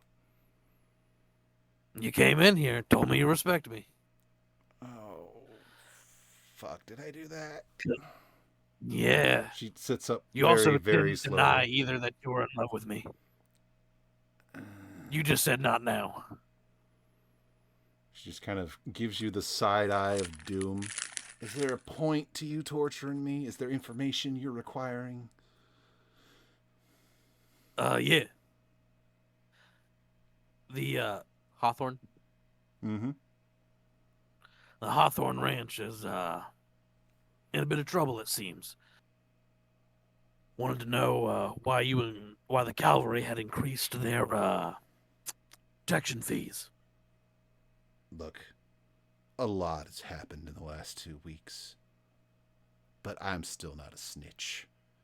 You want information, you got to make it worth my while.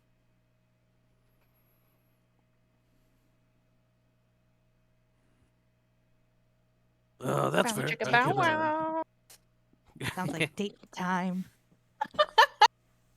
Well, I don't got much in the way of caps right now. I don't want caps. Oh? Buy me dinner first. No, idiot. she like shakily just kind of like leaning on stuff, standing up because her head is pounding. She takes a deep breath. I want protection. Oh? What does Coyote need protected from?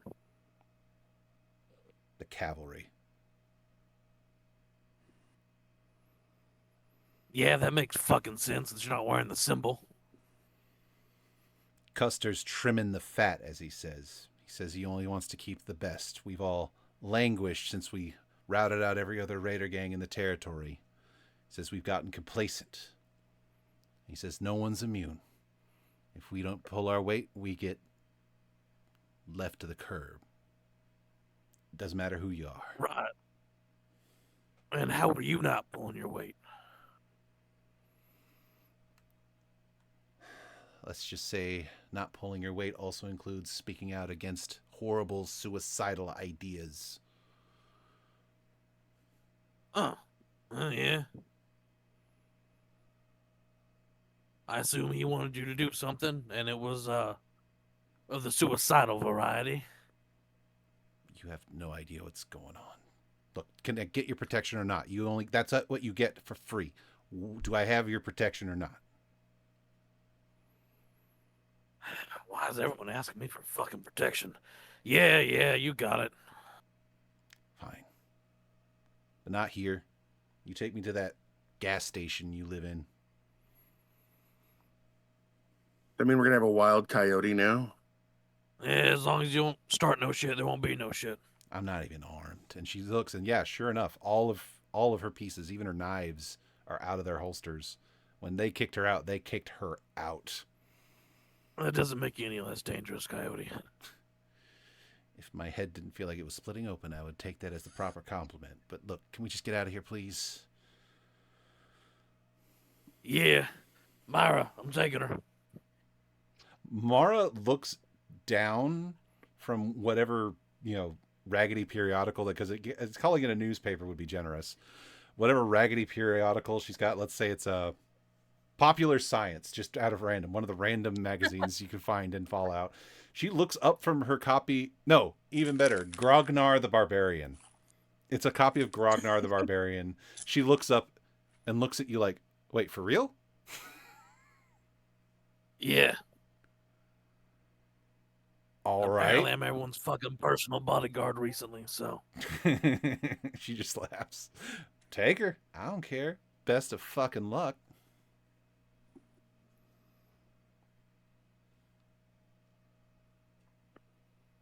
Oh, I'm gonna love setting ground rules for her. Right? Yeah. Hey, deputy, don't be so mean to my friends. Damn, you doing you a favor. Kind of. You will notice that the last few times you've been to the ranger station here, not the ranger station, the rangers is California, the Marshall station, you haven't seen Elias around a lot. It's been mostly just Mara running the ship. Hey, the old man's still alive? As far as I know. That dumbass with a dopey grin and a set of tin can armor came in, asked for some backup, and Elias was happy to oblige, apparently. Bobby? Yeah, that's the guy. Yeah, wait, Bobby? What kind of trouble were they getting into? I didn't get specifics. He just told me he'd be back, and he trusted me to run the ship, so I'm running the ship. You'll notice that in this position of authority, she is much more relaxed and less tense than she normally is. I should probably switch to her picture. Well, she shares a picture with the other marshal because saving space. Anyway. Yeah, she's a lot, she's still, professional, but she's a lot more relaxed now that she's in the position of authority. Hey, so just so you know, my favorite deputy, we're gonna kick some hornet's nest in the near future. Not anywhere near here, but just so you're aware. Oh, so Hawthorne came and bugged you next, huh? Yeah, he stopped by here asking for help. I told him I had my hands full.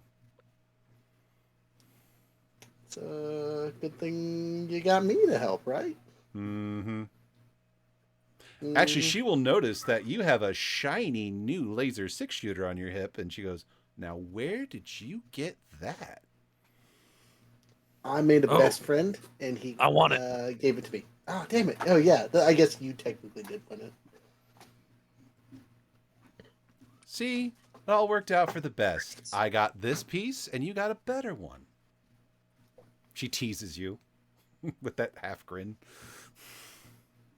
That's not even the best thing. You want to know something I just learned how to make?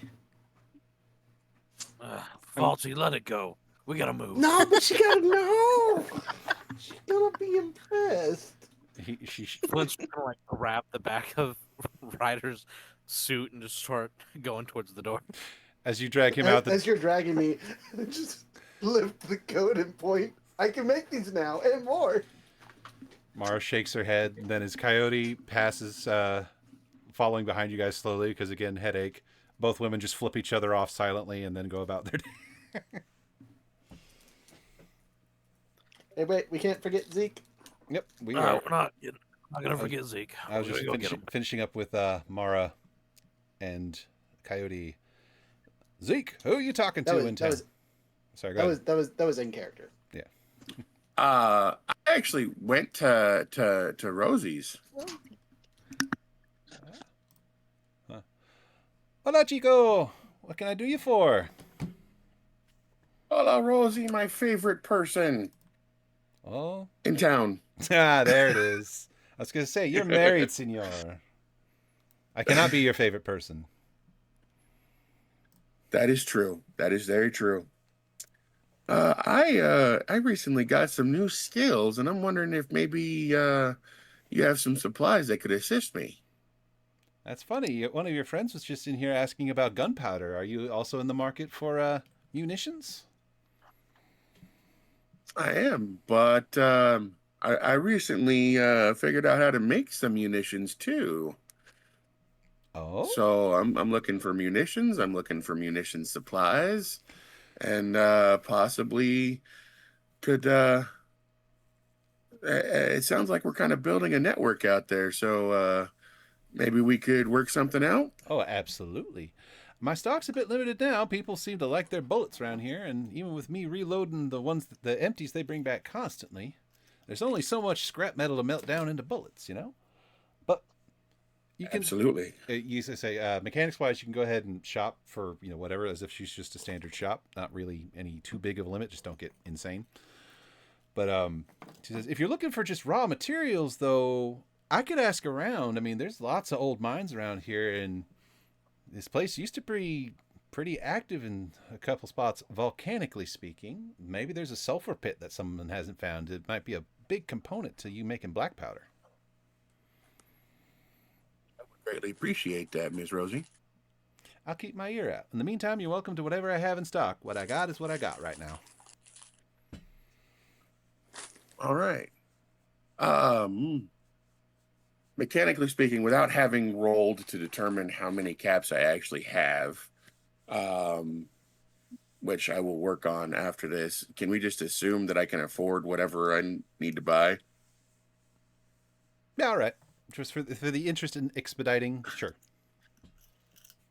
Okay, so does she have any powder?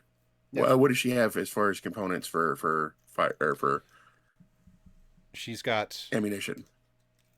She's got black powder. She's got metal for casings and bullets. That's what she's got right now. All right. I don't have the rules pulled up right away, but I can definitely roll some barter. Try to get us a deal. Well, if you want to make a barter check tied to whatever special stat, we can use that to determine what discount she gives you when you go to factor all that out in the fine details. All right. Does she have just regular ammunition available? Oh yeah, she's got very in pretty much unlimited capacity. She has small arms ammo. You can buy almost as much of that as you want, again within reason. Anything large though, like 308s and bigger, she's not going to have a lot of. I'll have to roll randomly to determine how many rounds she has in stock that particular day. I know one of us was using something that required a 308 and had limited ammunition, so I might try to pick that up. She won't have anything tech or energy related, so no fusion cells, no gamma rounds, or anything like that. Gotcha. All Honestly, I don't know how everybody's doing on ammunition. How is everybody doing on ammunition who uses ammunition? I mean, the I'm community. good besides my super special stuff. I am good. I spent level up and what caps I had to kind of top off what I have. Sweet. I can use some more Ot 38 All right. Okay. and shotgun shells. All right. Shotgun shells. We can qualify that under small arm stuff. So you can buy as many shotgun shells as you need, within reason. All right. We'll say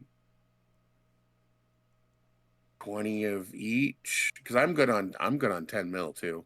It's what I use. All right, and I need to roll to determine how many rounds of 308 she has. Yes.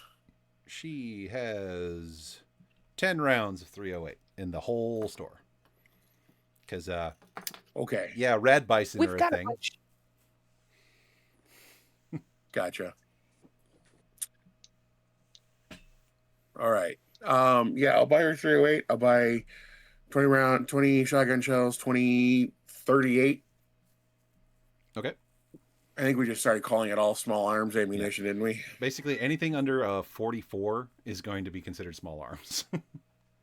Gotcha. All right, and then I'll buy. Actually, does she have fusion claws? She does not. Sorry, don't mean to interrupt. She does not. Okay. She's not. She doesn't have a lot of high tech stuff. It's mostly just frontier stuff. She has no energy. No No. energy. No tech. You want tech? And I'll also buy some of. Sorry, you want tech what? So you want tech? You're gonna have to go bug Bobby's people. Good to know. All right, barter roll.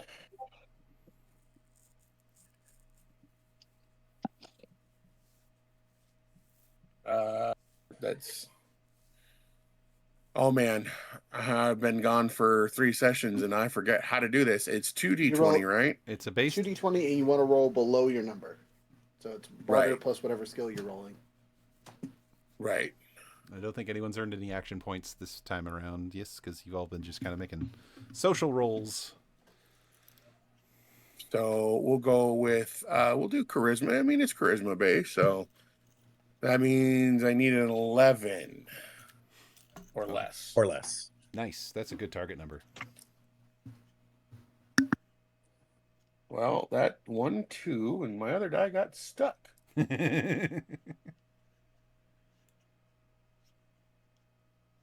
Oh no! You tried to play with this. You tried to pay with the Sunset Sarsaparilla cap, and she got mad. No.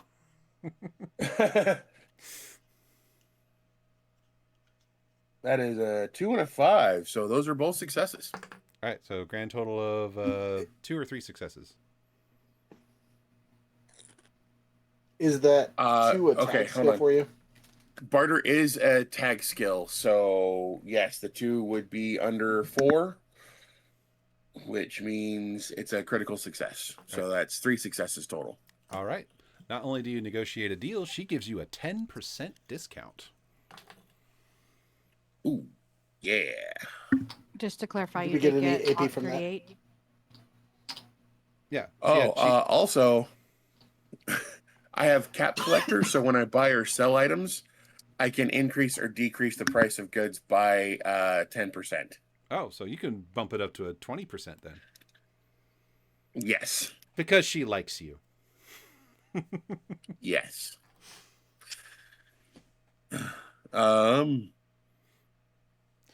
So basically, how I was just doing So- that, how I was doing that just now is like whatever you rolled is like if you had rolled any like no successes, the price would have stayed at the base price. If you had rolled any fails, that would have decreased the price. And then for every success you had, I was going to increase her discount by about 5%.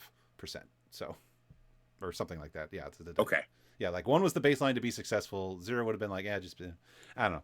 I had a math in my head, and then that just ended up where it ended up. I understand. So 20% discount, I think, is more All than right. fair. Oh, yeah, no, way. Super happy with that. Always happy to do business with Miss Rosie. So I've now got supplies for ammunition. I've restocked. Mrs. Frozen, and I have some extra 308 for whoever was using the 308. I believe that was Iris. All right. Wasn't it? Was it Iris? I don't know. Somebody had a rifle, wasn't it, that had a 308? I don't recall, but somebody asked for it.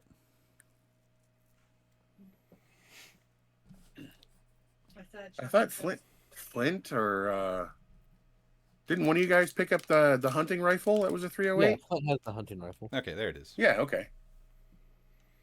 Point is, it There we never go. hurts to have more ammo. All right, Rosie. Well, I gotta start heading up towards heading up north here to help out a rancher there, homestead. Oh, you be careful, amigo. That's definitely. That's heavy bandit territory. Farmers just doing what they can to get by up there, so be prepared for anything. Well, we're gonna see what we can do about giving them a little bit of backbone. You're good people. Best of luck. Hope you don't die. She just waves.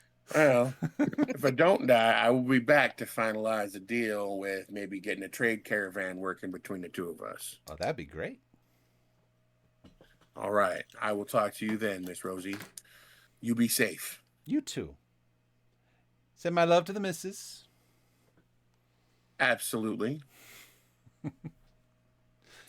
All right. So we are at the 2-hour mark. Do people need to take a break? Do we want to? Yeah. We're going to take a quick break to get kids started getting ready for bed. All right. Nope. I will get some music going, and we can go ahead and take our intermission. So everyone, use the bathroom, get some snacks, do whatever you got to do. I will get things changed over here to the little wait screen. Where you at? There you go. Boop. There we go. Let the audience enjoy a little waiting screen here. And as per requested, the waiting song today is actually another song about Flint. It is not in the typical Fallout style, but it is a fun little song, so enjoy. Sirens scream, then the skyline burned. Guess the whole damn world took a wrong turn.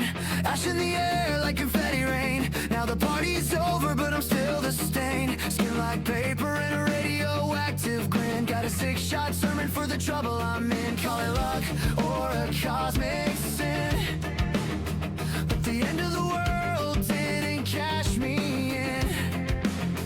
Everybody I knew turned to ghosts in the wind, but the Reaper keeps forgetting where I've been. I'm still kicking in the fallout glow. Half-dead cowboy with nowhere to go. World burned down, but I won't stay gone. Just a ghoul singing wasteland rock and roll. Laugh too loud with a cracked up grin. Every bad idea I'm diving in. If the end of the world was meant to win, someone should have buried Flint. Got a reputation carved in rust and lead. Rotting ghoul with a price on his head. Badlands whisper when the wind blows thin. Send the monster out when the fight begins. Maybe I'm chasing a bullet's kiss. Maybe death's just the one I miss. But if the wasteland needs a stubborn fool, guess I'll play the part till the curtain pulls. Every grave that I pass says the same damn thing. Why are you still here when the angels sing? I'm still kicking in the fallout glow. Half-dead cowboy with nowhere to go. World burned down, but I won't stay gone. Just a ghoul singing wasteland rock and roll. Laugh too loud with a cracked up grin. Every bad idea I'm diving in. If the end of the world was meant to win, someone should have buried Flint. Someone should have buried Flint. Maybe the bombs didn't leave me alive. Maybe they left me a reason to try. If the world's just ashes and rusted tin, maybe it's time we start again. Still kicking in the fallout glow. Half-dead cowboy, but the fire won't go. Badlands burning, but I'm still around. One last ghost in a broken town. Raise a glass to the fools who live, and the second chances radiation gives. If the end of the world won't let me quit, then the wasteland's stuck with Flint. Then the wasteland's stuck with Flint.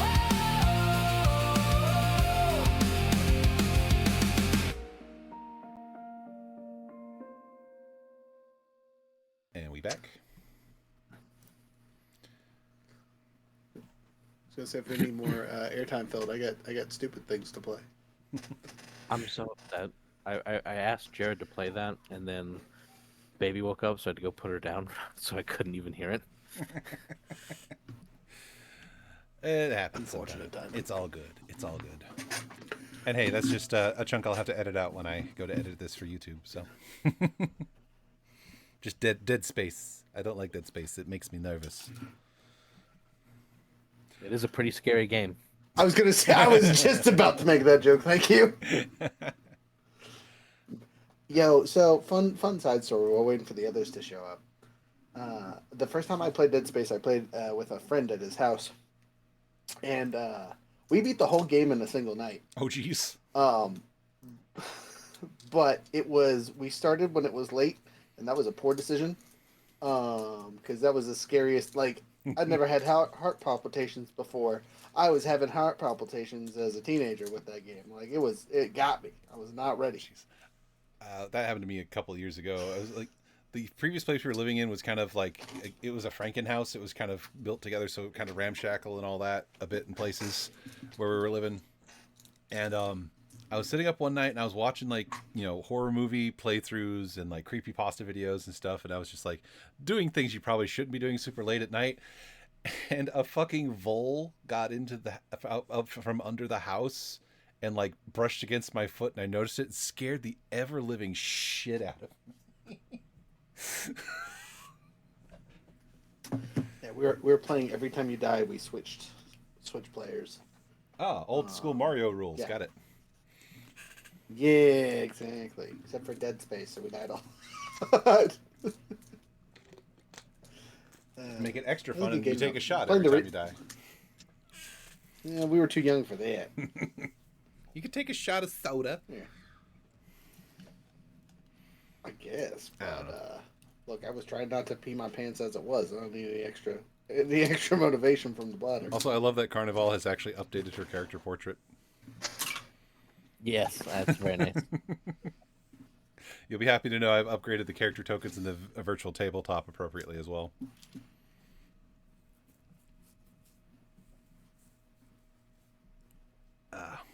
But I know it's been like super RP and housekeeping heavy episode, but I hope everyone's having a good time. Oh yeah, 100. Good. We get to the action. Don't worry, there'll be plenty of action.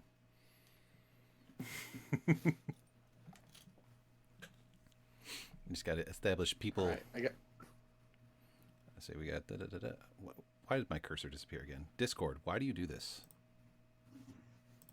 Because I can.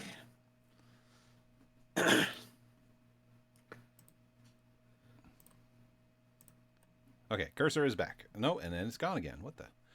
Why does it do that? Random disappearing cursor. Anyway, I can see my cursor. So, who else are we waiting on to come back? Looks like... Well, I believe the Frozen still and Cheddar. Ailslore. All right. What are you doing? Oh, okay. You're allowed to do that. All right, Talk. here we go. Oh no, looks like I stole your nipples. They sure were sharp. Let me What? slide you a solid and give you a hint. You can save up to 20% on your life insurance by switching to Geico. As far as your nips, I think I'll keep those until you get better. They sure look good on me. Save more with Geico. What was that? What in Adam's name was that? Why do you do this Buddy to was me? Somebody was doing a Geico commercial. Oh, it was a Geico commercial where apparently someone's nipples got stolen? Rook has been so proud of himself this entire session. He has been having a lot of fun with this. He's in a I mood haven't even today. started drinking yet. Is the best part. He's in a mood today. Congratulations. Guess who the Deathclaw's going after first? Wow. Lord have mercy. We must stay focused, brothers.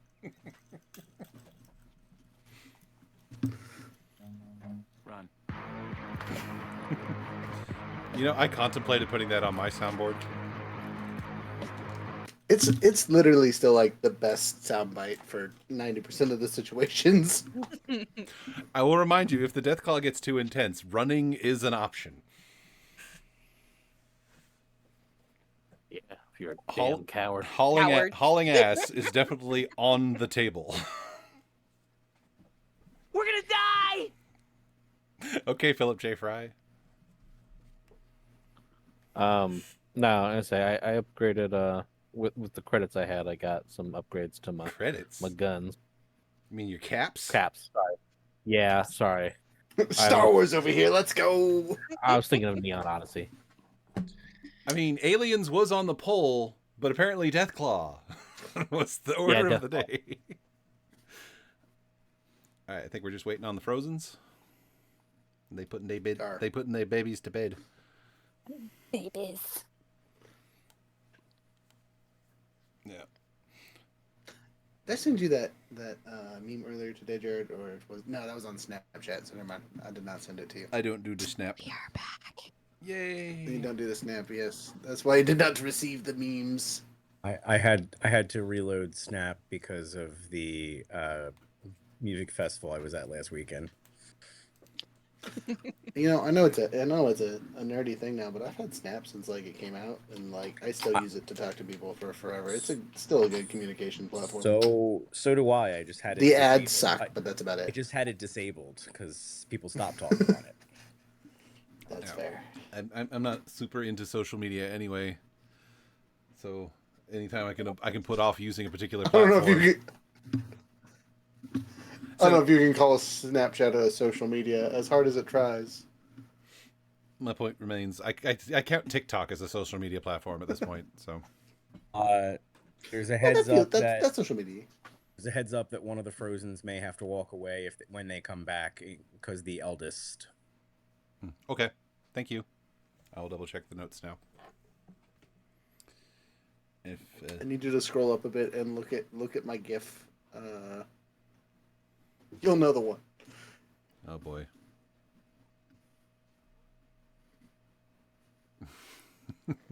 Determining what's in the piles of loot. Okay,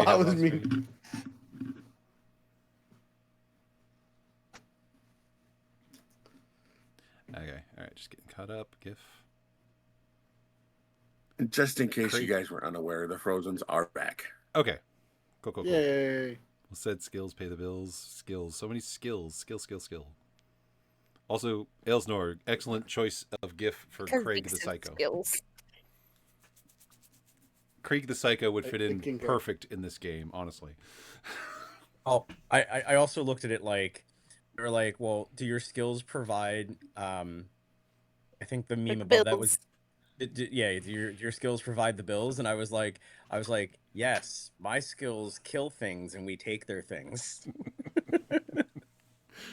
Alrighty. Are we ready to rock and roll? You have a pupper. She's being very needy. It's highly inappropriate with the needy blurring, by the way. Looks ridiculous.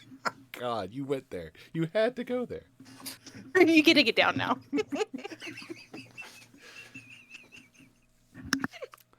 Okay, the Deathclaw's going after Rook, and it's bringing a bottle of ketchup. Just for that. See the ketchup, and I'm just staying away. All right, reconnoitering at the Red Rocket. I got two more bad jokes off that ketchup comment, but I'm going to hold off so you can continue with the story. This man. Anyway. All right, reconnoitering. Unless anyone have any remaining business in New Deadwood, we are reconnoitering at the Red Rocket with a sudden coyote in tow, much to everyone's surprise and chagrin. As everyone is getting ready for the journey ahead to the Hawthorne homestead. Flint? Yeah. You bringing wild dogs around the Red Rocket now? Well, she doesn't work for Calvary anymore. I see. Got the old boot as it is. I see. So you brought her here? Yeah. Well, yeah, y'all. Apparently, y'all can get it out of your system. Make all your comments. Yes, I no longer ride. I wasn't really talking to you, ma'am.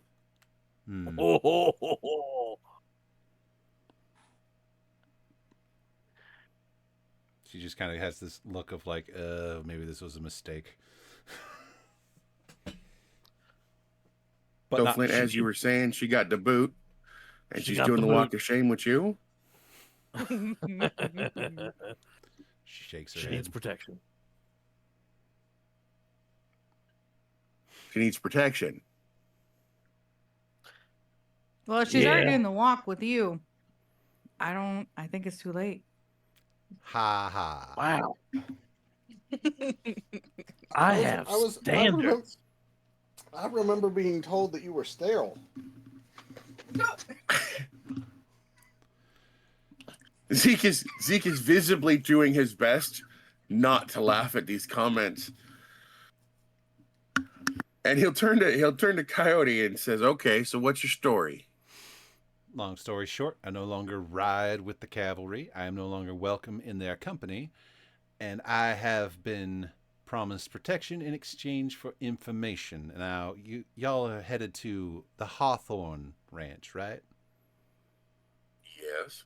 All right. Well, I got intel that'll be helpful to you. Well, we'll take your intel. Do I have your... But if you're going to be staying here, there's rules. Fine. Everybody around here works. Fine. Whether you're going out with us, whether you're working around keeping this place up, or whether you're working protection, everybody around here works.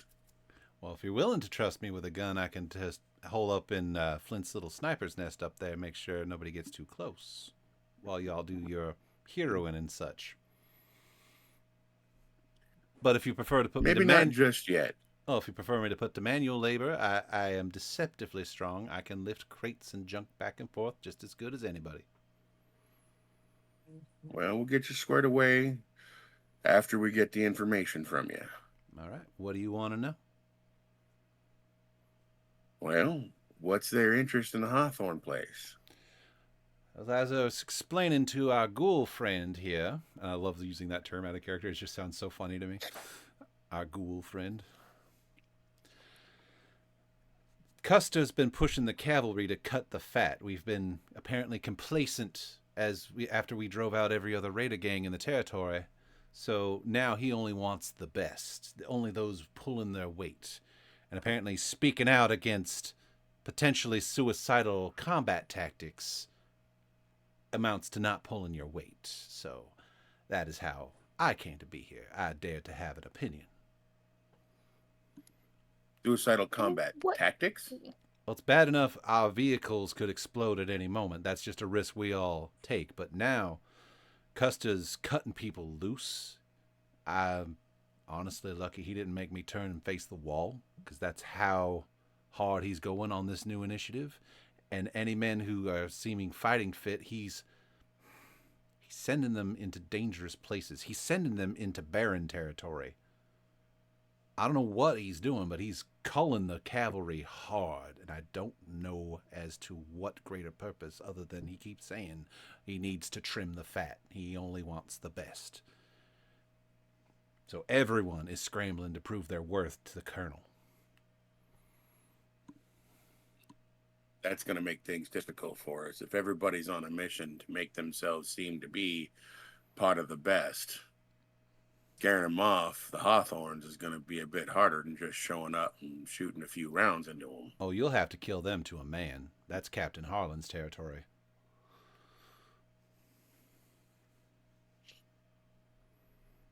Well, this just got awfully interesting. Captain Harland is a hard man. Sees himself as one of the Colonel's would-be right-hand people. If he ever kept a proper right-hand person, he doesn't trust anyone to let them that close.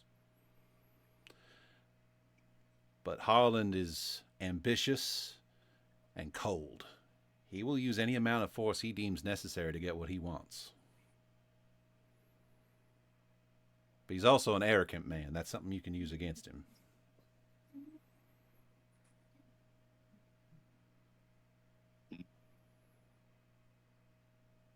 She's just kind of, anything else you want to know?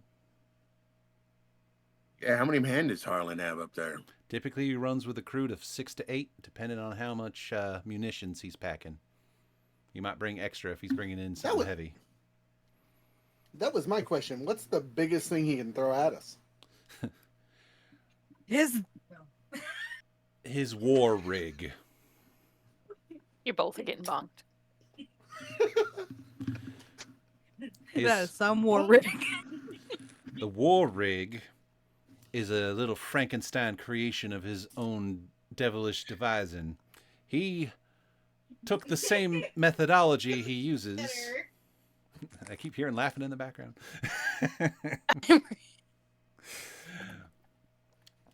He used the same methodology we used to put together our death traps, as the locals have come to call them, but it's just stuck. He took that same methodology and he cobbled together various robot parts, mostly a lot of guns on top of a SentryBot chassis. Thing can easily hold his crew if they want to roll in and lay waste.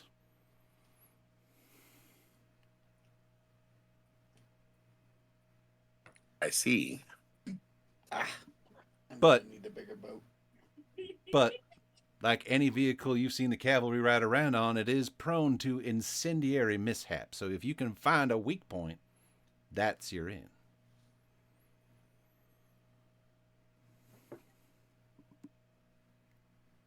That's assuming you live long enough to find said weak point. Oh, I'm sure we'll live long enough to find all of the weak points. I'm pretty confident in that. Then we'll find weak point. He will cut.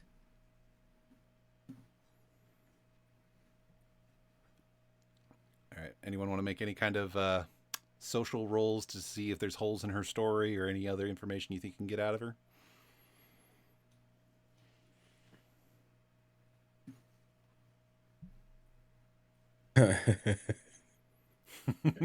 Charisma is not my strong suit. I'll I assist. can't RP it. It's mine. Can I do a strength athletics and be like, is that all? I mean, if you want to. Well, she said she was stronger than she looks. Ben wants to have an arm wrestling match. That is 2 successes to intimidate her with my strength and brawn. She looks like genuinely intimidated by you and then just kind of leans over to Flint. Is he flirting with me? Is he what? Is he flirting with me? Well, he has a wife. No, yes. probably not. No, I was talking about the Fen, the super mutant. Oh, yeah, probably. Yeah, probably. Tell him you want to meet Siegel. What? No, don't do that. What? Y'all out of your minds. You're the one that wanted to ask me for protection. Right. Sorry, so I think that puts you equally out of your mind. I won't argue that. And I'm sorry, I missed it earlier. Did Zeke make some social rolls earlier? Did I miss? He was thinking about it, but I think he's just ruminating on how we're gonna set up our defenses there. Okay. So no, he's good. We're good. All right. Coyote. Yes, ma'am. You notice she's being actually quite polite to you because you called her Miss Coyote. She is. Yeah, but she don't know I call everybody that, especially if I don't like them. She's met you like Wall of Wax. Oh no! once. Revealed. Does not like Ryder. I've been called Mr. Ryder 27 times today. Miss Coyote, is it the sending people off to the barren territory that got you all mixed up and sideways with Custer, or is it like a specific thing that he's trying to do that you just kind of got the little queasies about and decided to bow out? It was mostly the super mutant thing. Fighting them is just stupid, because no matter how many of them we put down, they always seem to have more popping up. And no one knows why. Yeah, fighting them is super stupid. That's what I said. Apparently, that's enough to get you kicked out. Now, at this point, I'll give anyone paying attention any kind of social roll to kind of detect any kind of social tells. I'll do it. Oh, we got hands up from Rook. Deception, survival. Everyone can go ahead and make the rolls they want to make, and these are the people that will get the information. All right. Charisma speech. Yep. Yeah. I'm gonna go with one two. success. One success. We'll make this a group thing. We'll calculate the successes.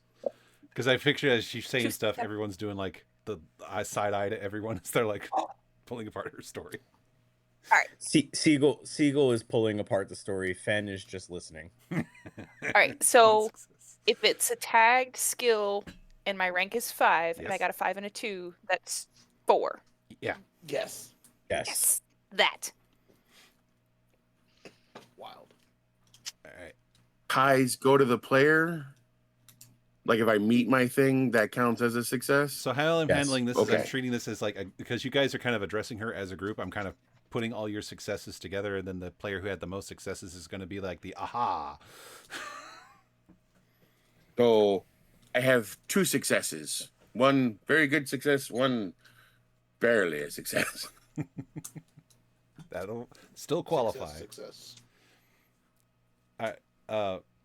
Rachel, you had the most successes, but everyone's kind of giving each other like looks, like that silent communication that only people who've been hanging out for a while kind of have, that they're like, and they're addressing an outsider.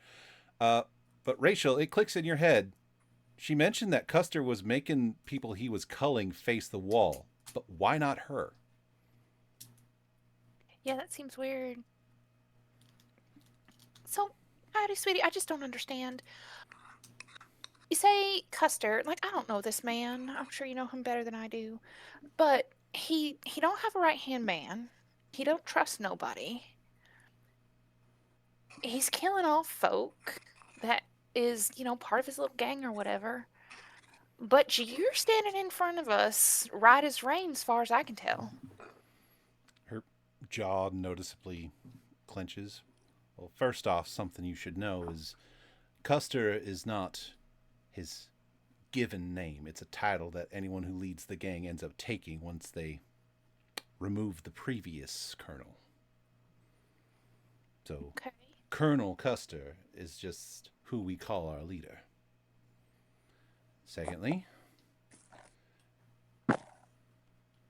let's just say that I had special considerations from the colonel that nobody else had. Are you stopping him? She looks visibly disgusted. Oh, God, no. Oh, God, he's your father. She sighs deeply. Yes.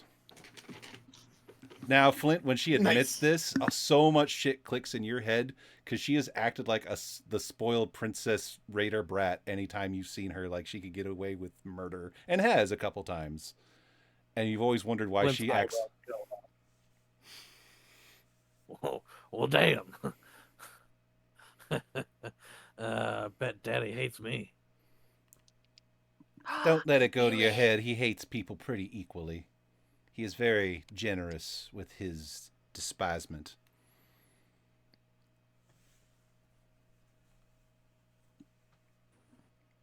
Let's just say I Is that why he hung around me? piss off Daddy? Maybe a little. Maybe because I just Wouldn't be genuinely. the first time. Maybe I just genuinely find you better than talking to the fucking idiots that ride around on those death traps. Oh, Look, then you must have been it wasn't something lonely. Look, it wasn't exactly a happy family relationship. He gave me special considerations because he considered it his fatherly honor at stake. It was his reputation he sought to protect more than me. But then when he was looking to cull the herd to keep those loyal in check, when I voiced my displeasure at his tactics, he had to make an example of me, and this was the best I could hope for. Likely anyone sounds in a little brave. likely anyone in the cavalry who sees me again probably put a bullet in my head. Because I don't have any protection except for y'all now. So by all means, please go reduce Captain Harlan to a red paste. The man is an asshole. I mean, usually when we reduce people to red paste, they are assholes. I miss something somewhere anyways, but yeah, they're usually assholes. There's usually a good reason for it. Now that all my dirty laundry's out for everyone to see, am I good to stay here? Yeah, you're good. Still don't quite trust you all the way yet, but we'll work on that. That's just common sense, Mr. Baylor. I don't begrudge you that. Well, all right then. Find yourself a bunk and, well, somebody around here's got something that needs doing. Fine. Get me distracted from my problems anyway. I tried drinking. That didn't go over so well. And she just kind of looks over at Flint and just kind of sulks off. And I don't mind if you drink, but we don't do drunk around here. Fine. Mr. Flint goes into town so much. And she will glance at Iris as she goes to go find something to do. It's like, and don't worry, I'll keep my hands out of the chem lab. Much appreciated. So yeah, no. Now you've got a random coyote staying. Honestly, when I heard that, my thoughts were eventually it might give us somebody we can put in charge of the defense of the Red Rocket when we're not around. Yeah, maybe. She got me drunk. Her heart's probably broken. Oh, I don't know about that. Oh, I think bruised you a have to little. have a heart. It's Mr. an Flint, easy that's time not to nice. get lucky. You hear that, Faulty? You can get lucky. An Ibot hovers over and goes, well, howdy. Do we have a new guest here? A new friend to make? Don't shit, I talk to forgot her. about you. Do not. Not a friend. Not a friend yet. What? Well, Big Hoss is a friend to Hoss? anybody at the Red Rocket. No. Not this one right now. She's got some proving to do. Oh, Feel free to say hi, but don't tell her nothing. Look at it. It's doing such a good job. And Iris is just like shaking in happiness. well, all right. Would you like Hoss to keep an eye on her? As he kind of makes the little Ibot flutter a bit. Yeah. That'd be great, Haas. Hey, side question. You got any eyes over by the Hawthorne farming community?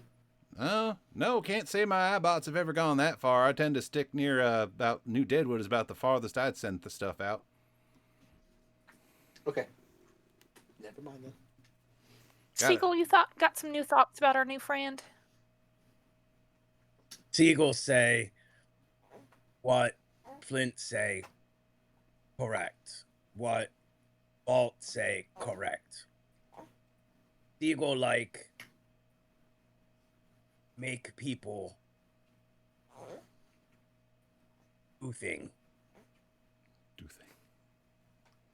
Do thing. Well, I'll get back to just keeping an eye on things if you all don't need anything from me. Can't say Fen needs you at all. So, okay, bye-bye. Damn, Ben. He's very The man just lonely. He's just a friend. Thank you, Haas. You are appreciated. Oh, much obliged, sir. By the way, the Vaulties keep asking about something called toilet paper.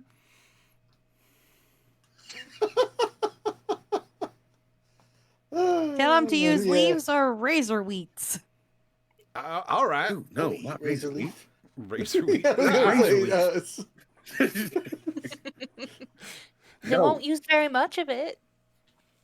I was gonna say it won't be an I issue was for very just long. saying Just to one be stock. sarcastic. Give it the old Beyblade rip and just give it a day or two. You're done. I'll tell you what. Back over here at the ranch, I'll have what remaining robots that are still working take a look in the public restrooms here at the ranch, and maybe we can get you a couple rolls sent this way. That'd be appreciated, but sooner or later they're going to have to learn what life is really like up here.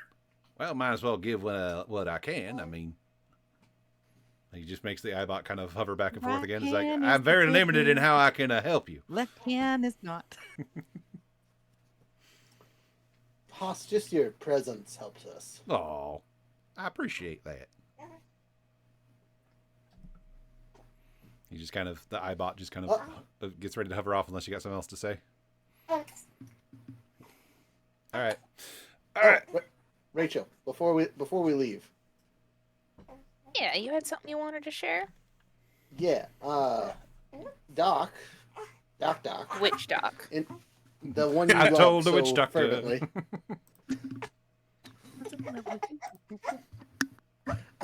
That he wants to have an important discussion about y'all's past. Apparently, his words exactly were, he means you no harm, but there's some discussions that need to be had.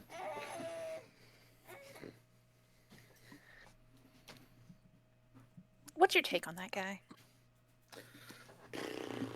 He wants to help people, but he's got a past. Kind of like you. I don't think you guys have to be enemies. But He's so weird. yeah, I think you gave him the heebie-jeebies. So, you know. I mean, he started it.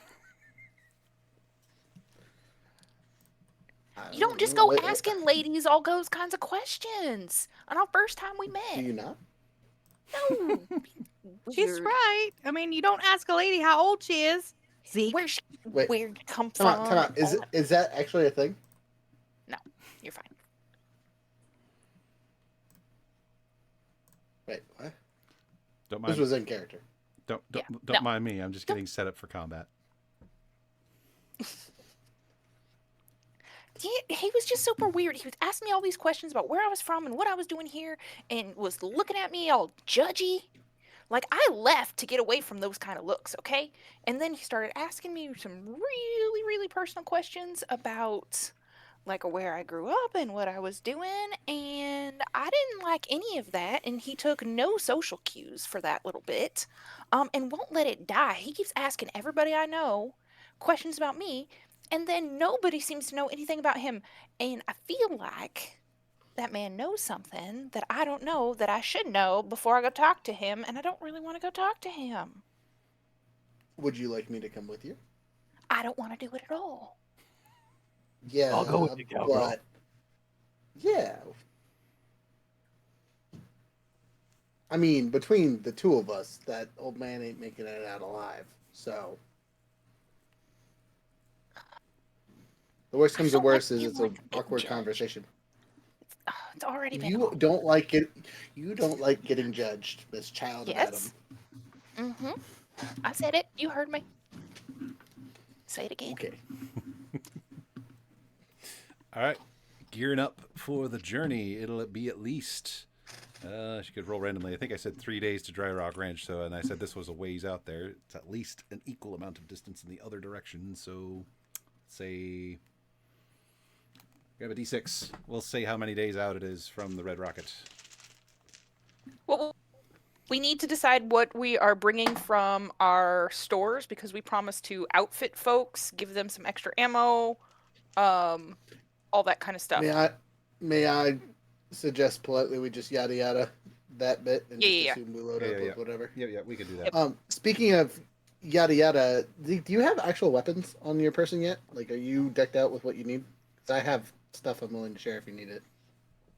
Because I missed a couple sessions, I don't have like a whole lot of upgraded gear, but I'm rocking sturdy leather armor. I've got that one 10mm pistol from the first session that was a little bit improved, had piercing. And then I've got a pipe bolt action rifle. I will hand you the shotgun I handed your wife last session, just so you have a little bit of oomph. Has anyone explained that shotgun to Zeke yet? No. No, but that's still on Iris's stuff though. Not I'm pretty sure I did. She's off got that one screen. still. The alakablam. If you want to give but him a Zeke, cap real quick about it, that'd be great. So they encountered a random hick settler with a shotgun that never seemed to run out of ammo. He cocked it as like 18 times and it never ran out. But then when he opened fire, he never hit any of them. So Fen knocked his ass out with a bat. And when they took the shotgun, it has an unusual property of having how many rounds? It's down to like 55, 56, something like that. I think. It's down to 50. No, not 50. 72. Wait, what number again? It started at 57. Then it would have been at 52. Okay. Yeah. I think. Yeah. So the actual meme. The shotgun actually, the normal model of shotgun normally holds 8 rounds, but there were 57 rounds in this 8-round shotgun. And the way the alakablam works is you will never have to reload it, but once it runs out of ammo, it becomes junk. It becomes parts to use on another gun. It cannot be fired or reloaded again. Whereas I'm just handing you a regular shotgun. It does 5 dice damage. It has the spread quality. It's an accurate two-handed. It uses shells. Oh, another aspect of the alakablam is fire rate of 2. The other aspect of the alakablam is you can cock it as many times as you like during dialogue for intimidation purposes and never run out of ammo.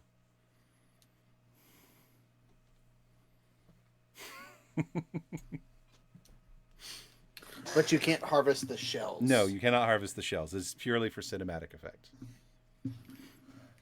All right, so I rolled the die, and sure enough, yeah, it's 3 days. Yet again, 3 days seems to be the magic number of outsetting from Red Rocket. It's like 3 days travel from everything.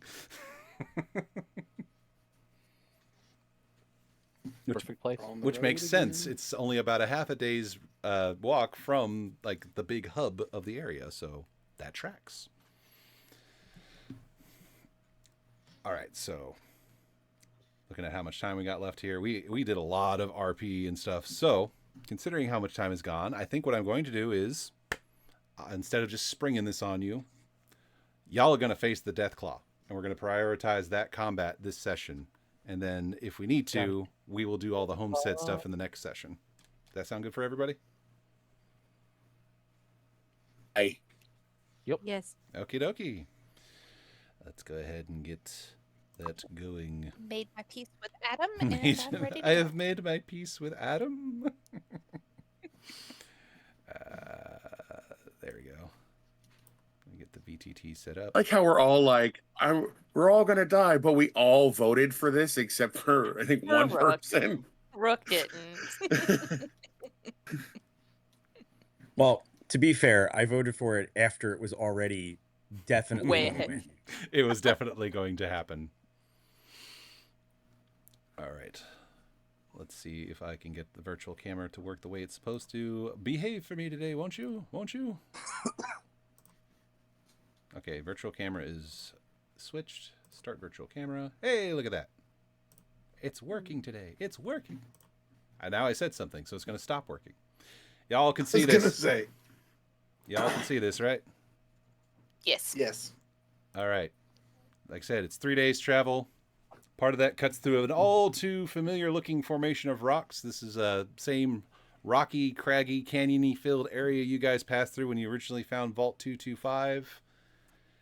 And we'll say, just to add an extra complication, you guys were getting ready to make camp for the night. And then everyone give me survival perception checks, which I believe is everyone's generally best skill in this game. It's not my best skill, but it's close. Everyone has it, is what I'm saying. 1 success. Everyone's favorite. It's most used skill, probably. 2 successes. 2 successes. 2 successes. And once again, the balloons appear when you do that. The finger thing. All right. 1 success. 1 success. Let me get to... It didn't do it. Oh, there it goes. There it goes. All right, this will make it easy. Okay. Let me see. Where is it? Where's the initiative? There it is. Okay. I got 2 successes. 2 successes, and I think I missed Flint. Flint, what was yours? What was the roll? I'm sorry. You cut out. It was perception survival. Makes sense. Nope. That's the 2 successes. All right. So then I got to roll this thing's derived stats.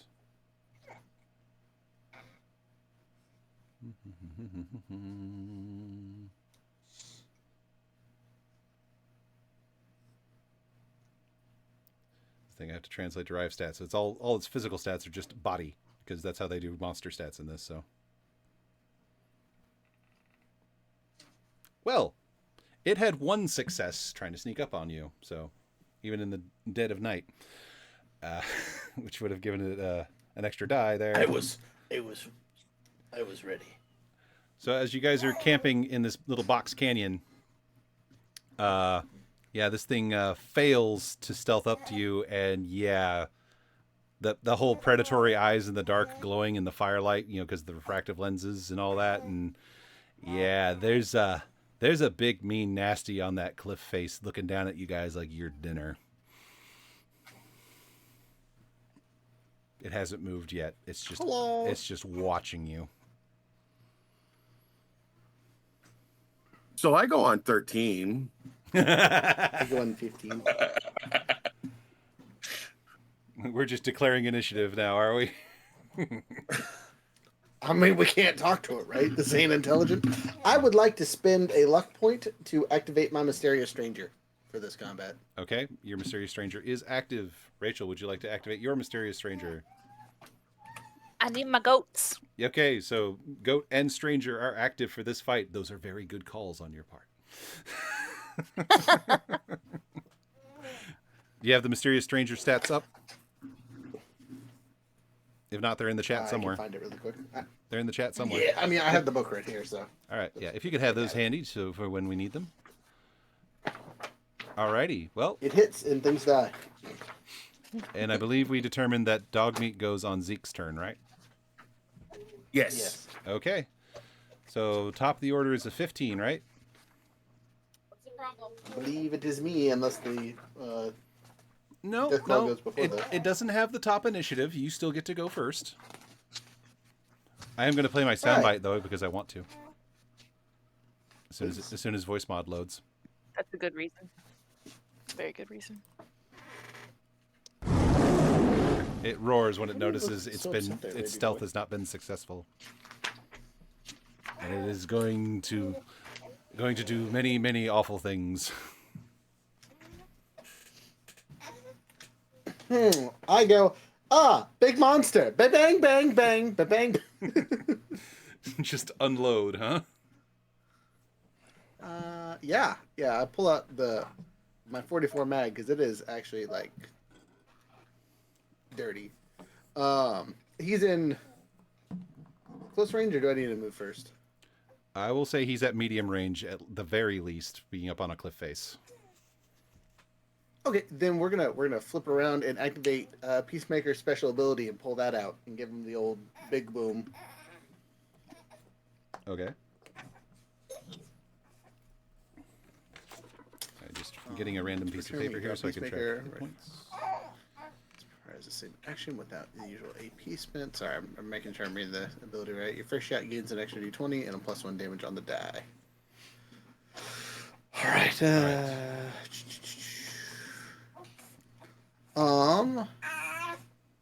And I would like to note that I have a regular round loaded currently. Okay. Not that that matters. I'm just letting you know. I have special rounds in it now because I shot it before and I don't have enough reloads. So hey, He's saying you're shoot him. fine. He's Don't saying give a shoot him, Dad. Shoot him. Shoot the big monster. He's saying, Dad, my milk is falling out. You're slack-lacking.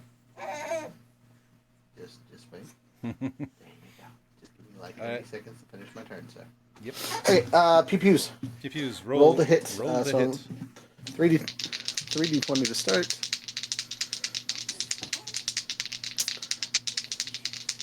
I'm gonna use aim as well. Okay. Because I'm not moving this round, so I'm just gonna aim. And since I can only fire one shot with this, I'm only gonna use. You're gonna try to action point farm. I get you. Yeah, because we don't have any action points currently. Nope. Well, the aim just lets me re-roll, so. It's still action point farming. Let's be honest. Hit with a critical, so a 1 and a 12, which is my to hit. Nope, sorry, I'm gonna re-roll that one anyway. I'm gonna see if I can get it better. A 6, and then my last roll is a 3. So a tag, a crit, and a regular shot. So 5 successes. 5 successes. All right, you have netted 4 action points. I'm starting out strong, team. Wish me luck. Hey, enough of that. You're fine. Go ahead and roll your I'm damage. so angry. I'm sorry, y'all. It's Working babies. on it. Babies get angry. It happens.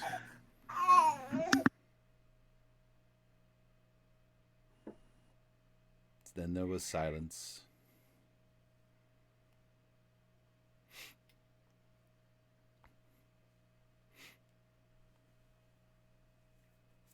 It's okay. Ours are going to be going down to bed soon too. So. Okay, so I re-rolled 3 of my 6 dice using a luck point. And I got 4 faces, a single, and a double. So 3 plus 8, 11 points of AP damage. Actually, energy damage, right? Sorry, 1 second here. He's still doing math. I'm actually going to use one of my special things as a pierce, so it has pierce 1. And so 10 damage, pierce 1. Okay, 10 damage, pierce 1.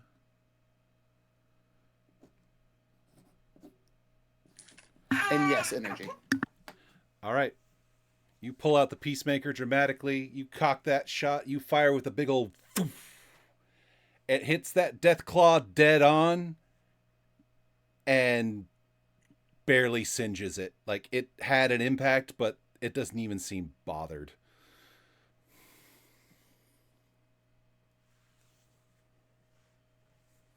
Upon witnessing that, who would like to make a survival intelligence check?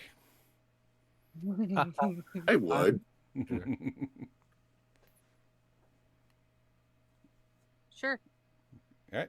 Whoever wants to make the roll real quick, you can get that as a free action right now. Including the person who shot him if you want it. You can use your luck instead. So 2 successes. 2 successes. 2 successes. Anyone else rolling? 2 successes. 2 successes. Going once. Going twice. All right. Anyone who rolled high enough to know, because these things are pretty infamous. Well, that shot just confirmed that this is a death claw. They are highly resilient to damage and are fierce apex predators of the wasteland. Yeah, energy is not the way to go. It is slightly less resistant to physical damage, and don't even bother with radiation or poison.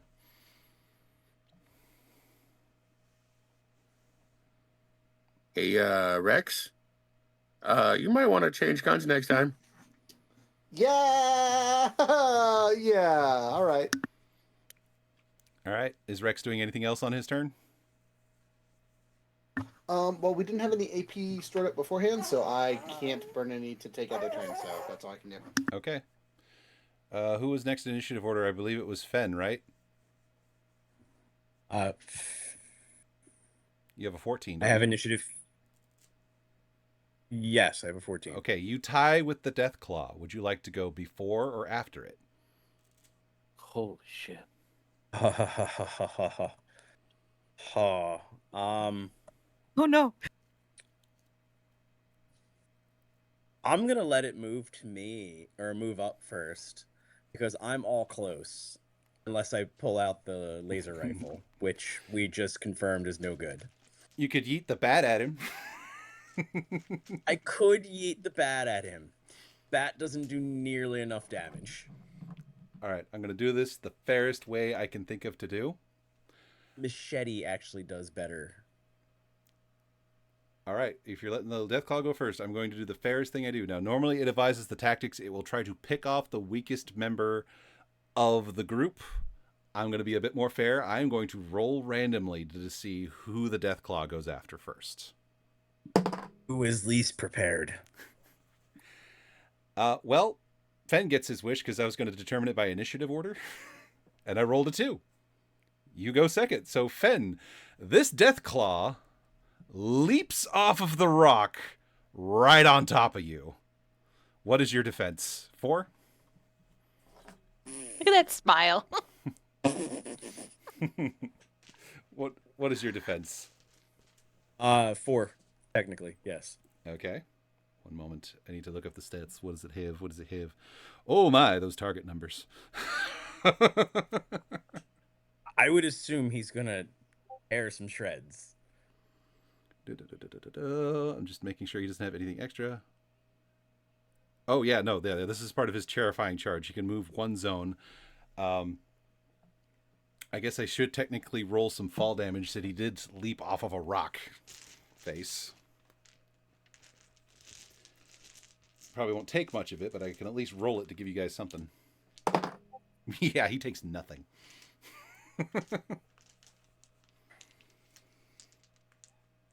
I can confirm. I barrel rolled a death claw off a cliff, and it took no damage.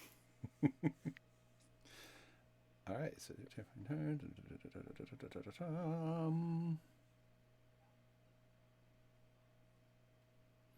okay. Yeah. So let me roll the attack.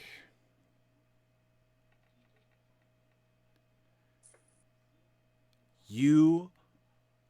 Oh wait, no, that's right. It's not rolling against that. Sorry. I was like. Okay, so it lands that hit.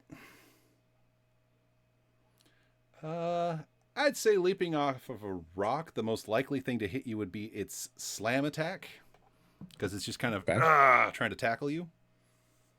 Sure. So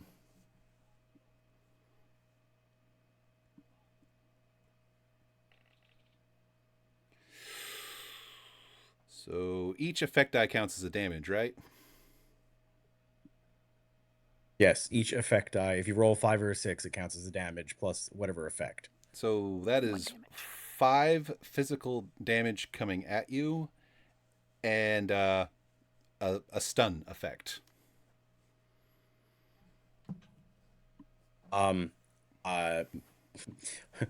With my new barbarian skills, I take nothing.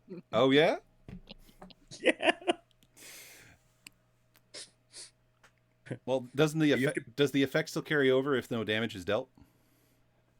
Since it got its effect die? Okay, yeah, so you're still stunned. Because it just slammed into you. Yeah. The concussive force stunned me, but he did no damage. All right, and I'm going to spend an action point, and it's going to take a claw swipe at Flint. No, thank you.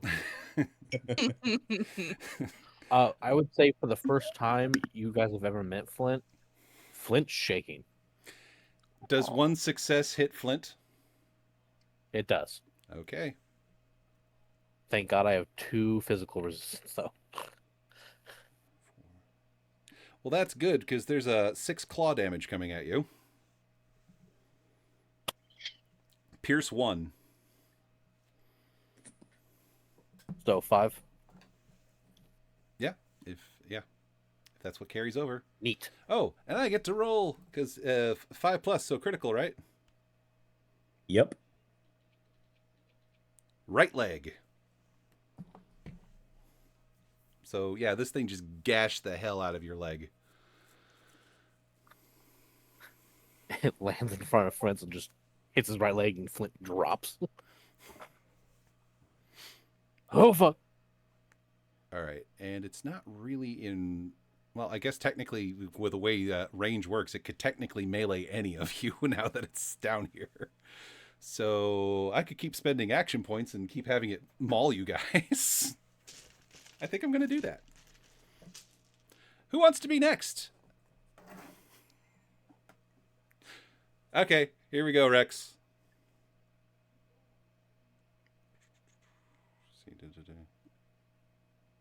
I'm just the next in line here. I have initiative Oh. 13, just so How everyone many knows. attacks does this thing have? I'm burning action points.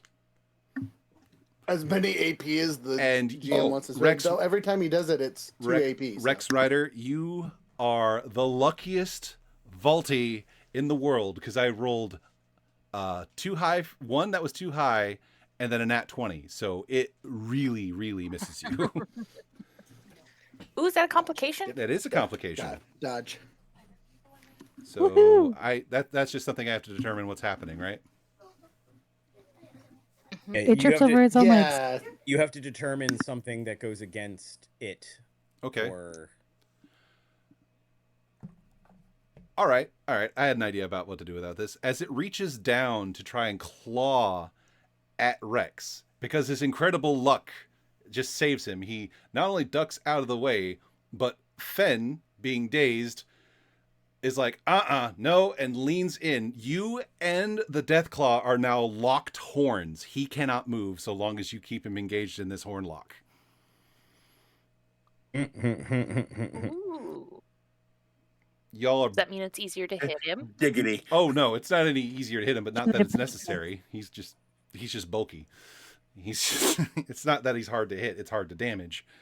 He just can't move until he can make a opposed strength check against Fen to free his horns from his horned helmet.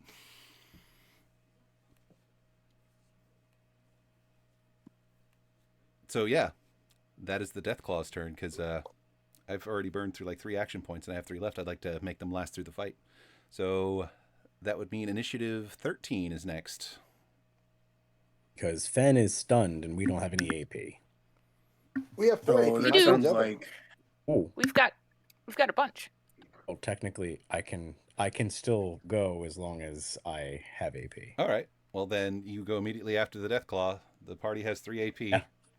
And it is currently locked horns with you. Sure. 4 AP. 4 AP. Yeah, I know. I misspoke. Is it on top of me or just locking horns with me? Locking horns with you currently. You are still standing because it didn't actually do any damage to you. It just hit you really, really hard. And actually, I'm going to try something for the broadcast here. There we go. I actually made the map bigger for the audience. It kind of cuts out everyone's cameras. Would we prefer to have your cameras on screen or focus on the map while we're in combat? I would say focus on the map while in combat. Okay, we have 1 vote for combat. Yeah, it's kind of whatever. Okay. All right, so I just switched the output so that your cameras are off screen, but the combat map is now bigger. So, because I remembered I set that up. It's like, oh, I forgot to ask everyone about that.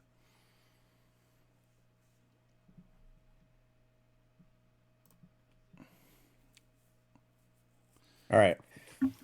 Well, I'm gonna burn 3 of those 4. I'm sorry. Because Deathclaw. And while he's locked horns with me, I am taking Meat Choppa, and I am swinging it as hard as I can at his legs. Okay. Is that an actual called shot to the legs? That is a called shot. Yes. Okay.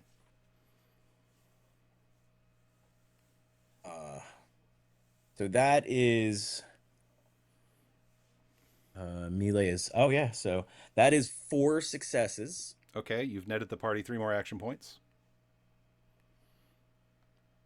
Like I said, he's not hard to hit, he's just hard to damage.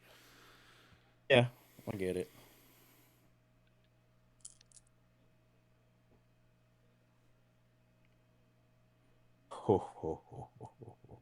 See, now we need to commission an artist to just show just Fen and this Deathclaw locked like freaking moose with their horns. All right, it is 9 damage, but it is piercing 7. Really? Yeah, because I rolled mostly effects. All right, piercing 7. Nice. 2. And what was the base damage? 9. 9. All right, so that was a solid hit, which means you get to roll a critical. But you were calling out his legs, so that means you get the critical on the legs, which means his movement is hampered even more. Yeah. Solid hit, solid hit. Yeah, and I just kind of like roar in his face as I do it. Oh! Y'all roaring, huh? Y'all roaring? Yeah.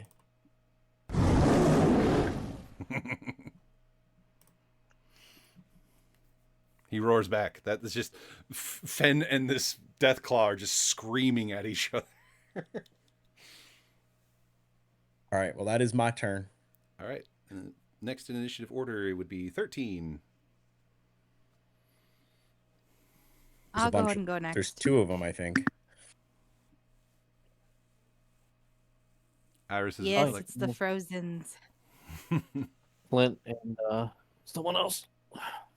Flint and the Frozens. I think they all go at 13. Frozens can go first if they wish. In that case, I'll go first, because ladies first.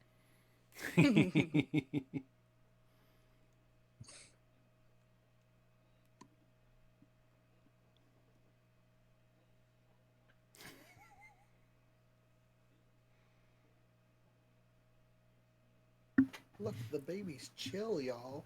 He's not yelling or nothing. Yay! He must be really happy. Yeah, we saw Mom come in and fix him. All right. Excellent. I'm trying to see where I'm at on the map. Okay. You are between Zeke and Canine Rex.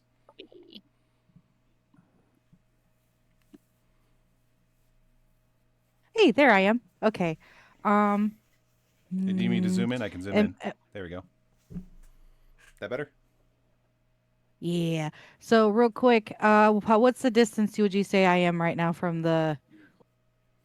Technically, you are all in close range with this Deathclaw, which is the most dangerous place to be. Awesome. I'm going to go ahead and just go straight to attack then. And I'm going to be using my Kablam. The Alakablam. So I mean, that's how I kill Deathclaws in Fallout. Shotguns. So I have 2 successes. One of my successes is from my tag skill, so that puts 1 action I'm going to put in the pool. And I rolled 5 of them, so 2 of them have 1 damage with vicious. So that's two effects of vicious, and then I rolled a 2 and a 2, so mine would be 6 damage with effect. Okay, 6 damage. Does any of it have piercing?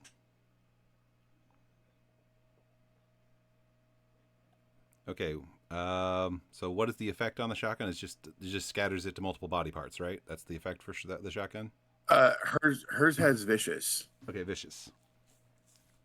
Okay. So that is normally a very solid number, but you matched his physical DR exactly, so the shotgun pellets do nothing. You just hear plink, plink, plink, Yeah, plink, it gets embedded in his thick lizard hide and doesn't seem to bother him that much.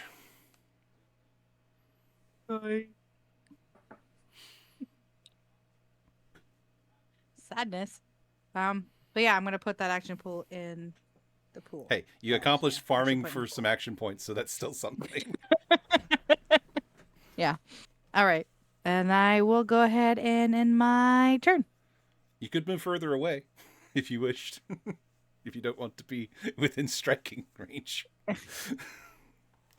Yeah, you know what? Let's go ahead and let's go a step back. Just one zone back. Got it. Yeah. Nope. Yeah.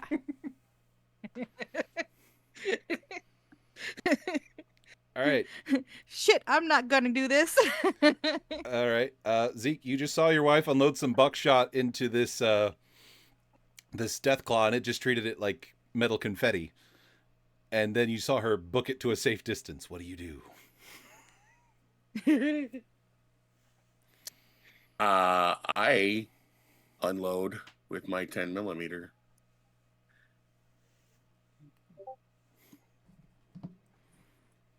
Let's see.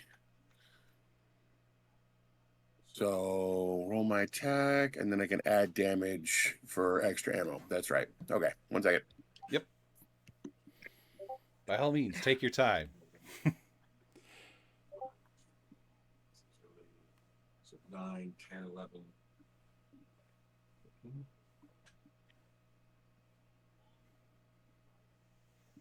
Success. That's a critical success. Your Woohoo. mic is open. Is it? It's not now. She said into the online mic. Yeah, it's really because mine's muted. Like I can see a little red light that tells me mine's muted, but I'm hearing myself. So yeah, I have 1 success, 1 critical success. Okay, so that's a grand total of 3 successes, which means you net the party 2 more action points. Yes. And I can roll 4 dice plus 2 rounds. I'm going to roll 6 damage dice here. Good call. All right. So as a note, with all of us being here with our extra stuff we get from Rachel, we are at our max AP at 8 currently. Which means you should use some. Oh, don't worry. Because I think the only thing I can use it for is to take extra actions. Well, let's see how the first shot goes. Yeah. Yeah, let's see how the first shot goes first, and then we'll worry about that.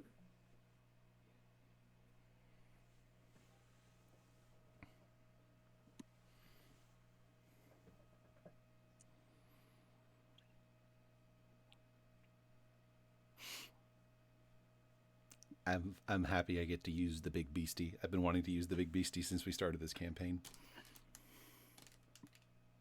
So my first shot is 6, 7, 8 damage plus 2 piercing. Okay. A net of 3. Okay, so sorry, say it one more time, please. So I have 8 damage plus 2 piercing. Okay, it is damage.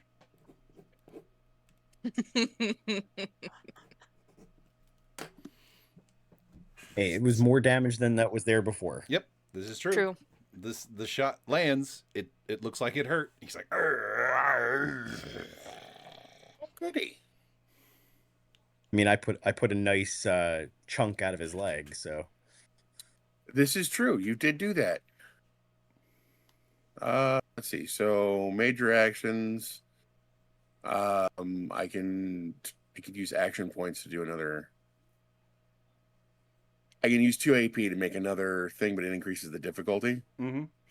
But here's the thing. Means you need to have 2 successes. His defense is 1. So okay. That is like the saving grace for this fight is his defense is 1.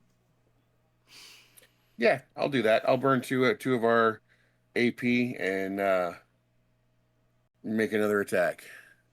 Bang, bang, bang. So anyway, I started blasting.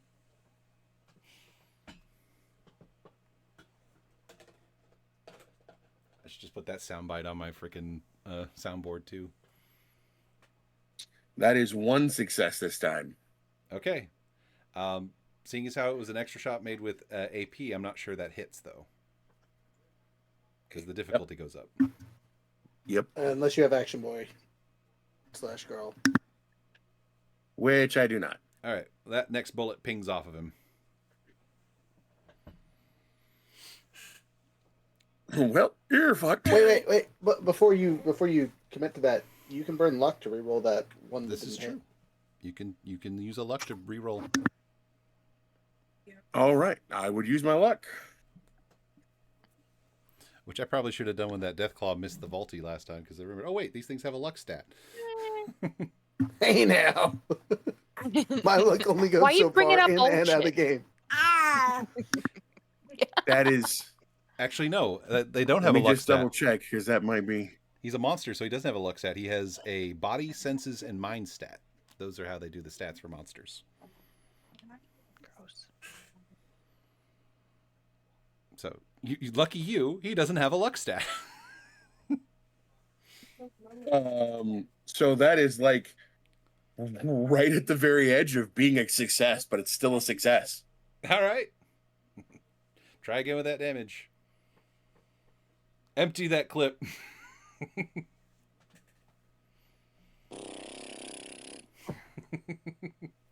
Sorry, magazine. I get yelled at for veterans all the time for calling it a clip. It might actually be a clip, though. Depends on what gun he's using right now. A 9mm pistol. Or 10mm pistol, excuse me.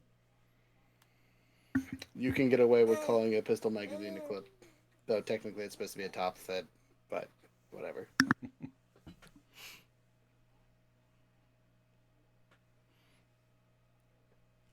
Yeah, I try not to upset the gun nerds. They get very upset.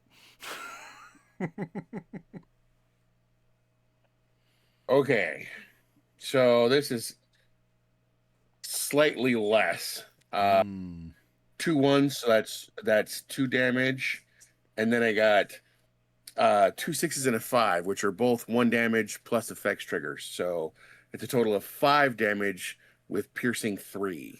5 damage, piercing 3. Okay. Does 1 damage. Damage is damage. I know. It amuses me. You got him that time. It's just like that lizard hide is so thick, though. It's so thick. Would you like to retreat to a safe distance with your wife? Nope, I can take it. Okay. What would you like Little Rex to do? My strong husband. Little Rex is gonna retreat because he can't take it. Just have him hang out with Iris? Yes. Go watch Mom. Bork. He does not offer any protest whatsoever. This thing is big. It is scary. He's only got light armor right now, man. Well, here's the thing that I was avoiding doing, because it says in this thing's tactics, it will purposefully target what it perceives to be the weakest looking member of any group, and that unfortunately is the dog. Yes. I did not want to murder the dog and make all of you quit the game. No. Before I forget, though, because Rex is with us, we have the Ace of Spades. That's true. So somebody has can use it to get an expanded critical. Is the note that I have about the Ace of Spades. I don't know if there's any fine tuning done for that. It's been a while since we've touched on it, so I remember it was cashable for an extra action point was one of the options. Oh, it was cashable for an extra use of the Mysterious Stranger was one of the things we discussed as well. But it would be the actual Mysterious Stranger from the game who shows up and starts firing. Okay. So that is an option. We have that ability. All right. So yeah, the Ace of Spades is in play. If you're done, Zeke. Flint, this thing about... I am, yes. Flint, this thing took took your damn leg off. Yeah, Flint's staring up at it. Flint's hobbling. He's just gonna take a deep breath, go, really glad I upgraded this thing, and pull out his 44. Yeah, Flint's having some war flashbacks right now.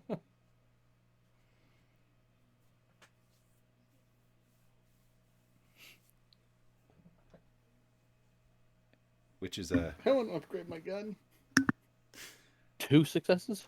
2 successes. You've netted the party an action point. Hooray. If there's any space left for any. Yes, we have. After that, we have one more. We're sitting at 7 now. Okay, cool.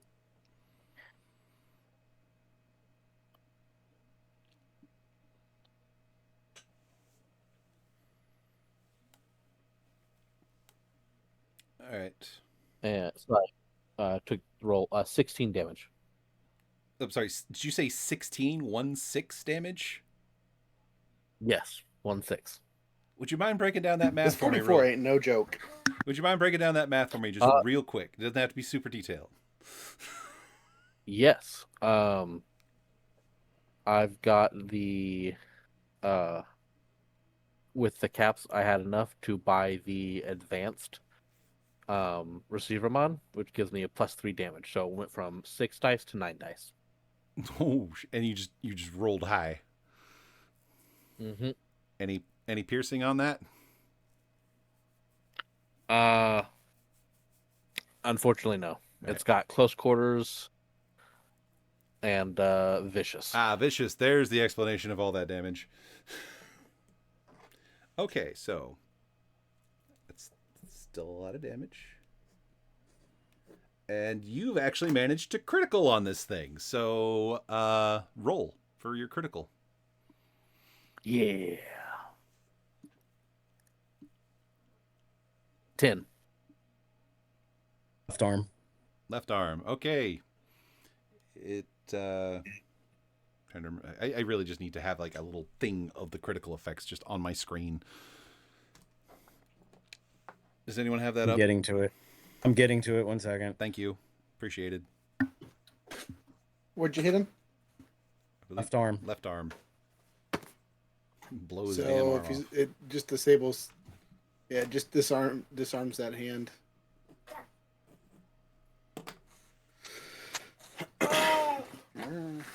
And makes it unusable. Yeah. Well, it's got 2 claws, so that doesn't stop it from making a claw attack, but I will say it can only make 1 claw attack per round, even if it uses action points, and all the usual effects from being disabled arm. All right, it won't pick up a gun and shoot us. I don't Hell think yeah. it physically can't, but okay. Yeah, Flint, you just about you put a sizable hole in this thing's arm. And it is screeching in agony. Fantastic. He is going to roll away and try to get as far away as possible from this thing. Fuck.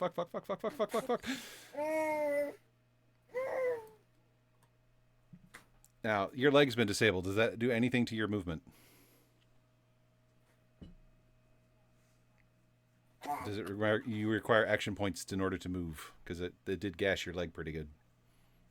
It was left leg, right? Let me see. That's just giving me. I gotta get the crit. Like I said, I'm going to make a little post-it note. I'm going to have it in the corner of my monitor just so I can look and see what the critical effects are, because this comes up a lot. You immediately fall prone as your leg gives out from under your weight. You can no longer take the sprint action, and your move action is now a major action for you. Okay, so I already shot. So you'll have to cash in I'm an just action on the point. ground. You'll have to cash in the action point if you want to move. Yeah, we'll do that. All right, so you're just getting back here near Mrs. Baylor and the dog. Yep. Ow, ow, ow, ow, ow, ow. Actually, that makes sense. You're headed towards the medic.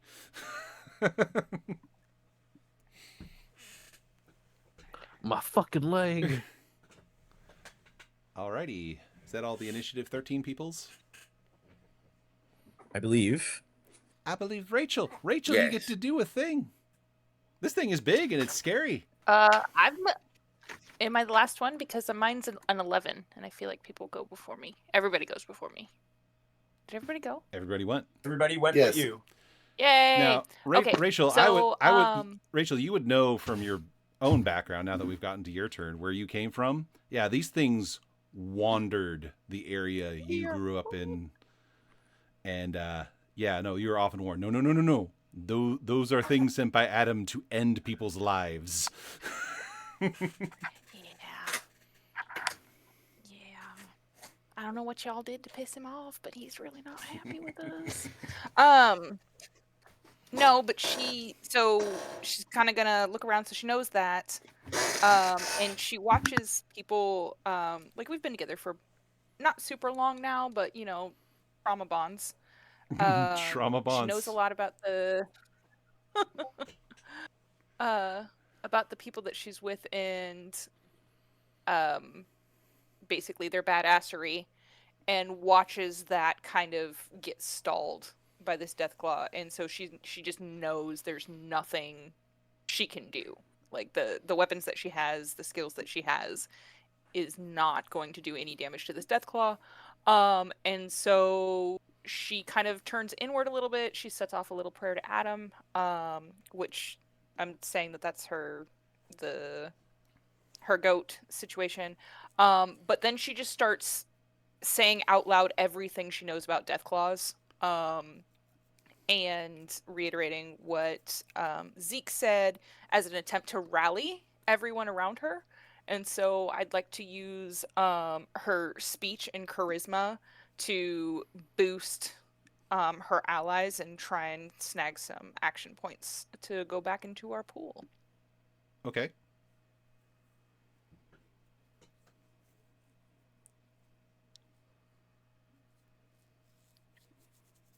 See. The party bard. Hi. Well, she's got to do something. Nothing happens. Nothing happens? I'm using 2 luck points, and I'm re-rolling both of these. You could do that, or I could have Mysterious Stranger trigger right now. Which would you prefer? I want to re-roll 2 of these. Okay. Yes. So critical success and regular success. So that got 3. More action points. I got a 1, and a 7. So we only needed 1 to fill our stuff up. So if you gave us 3, you have 2 to burn on another main action for you. If you want to like throw a rock at it or something. Or if you have healing items on you, you could go seal it to one of your injured friends. I do. I have a doctor bag, but doesn't that require an intelligence roll?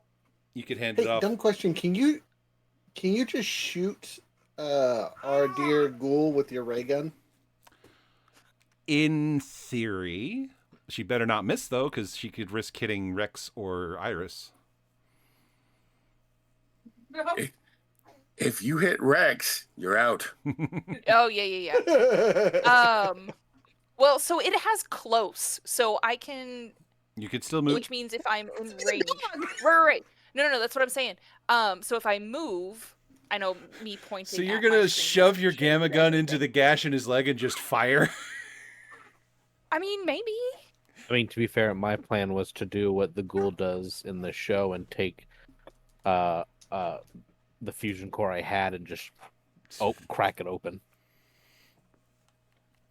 All right. Yeah. Now, if you want to run over to Flint and blast him with your gamma gun, you can do that. Well, I'd have to use the fancy one. Your gamma gun does fusion cores. I thought it like a pacifier. Your gamma gun does rad damage. That's its primary damage source. Okay, then I was thinking about the other one, so that one would be medium. And I can't. So I was thinking of the other. If you move to close range, you will eliminate. If you move to close range before shooting Flint, you will eliminate the risk of accidentally hitting Iris or Rex. Perfect. Let's do that. Because you're literally just shove it into him and fire. Yep. All right, Flint. How much you trust me? You want to get this little Adam healing here? And she's like, jiggles at Adam. It depends. What are you gonna do? Ah, fuck it. Flint, you know what a gamma gun is. You've seen one. Speak now, forever hold your peace. He's holding his pieces right now. We're not getting married right now, cowgirl. I meant that. Stop it. All right, here we go. 3 and an 8, 2 successes. Well, you only needed one to hit him, so. Do you have to run? Do I have to roll to hit if he's letting me do it? I'm going to say yes because you're using it for an intended purpose that it was never designed for. Okay. Cool. Roll your rad damage, or however many rad damage it does. It's kind of a funky gun. 0? No. 0? I got three blanks. Do you want to? Do you Can I want use a luck point on those? Yes, you can spend luck points on damage. Up to 3. Oh no. Apparently, Adam just really also, wants you because to... it's a ranged weapon, you can burn extra ammunition for extra dice. Oh, that's true. You could, but your gamma rounds are also a limited resource, so choose Right. wisely. I've got. I've only got 2 of those rounds left, so I'll use 2 luck points to re-roll those 2 rounds. It's no. You only need to roll. It's one luck point for 3 damage dice. Yeah. Oh, okay. Oh, that's nice. But I mean, I still only have 2 rounds, so.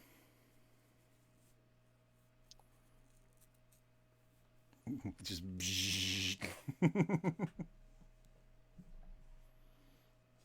Oh, 4. Yay! All right, Flint, take 4 rads. Cool. That means I get healed 4. I mean, your leg's still pretty fucked up, but at least the wound is closing. So yeah, Cowgirl just ran up with her ray gun and said, "Do you trust me?" and shot you.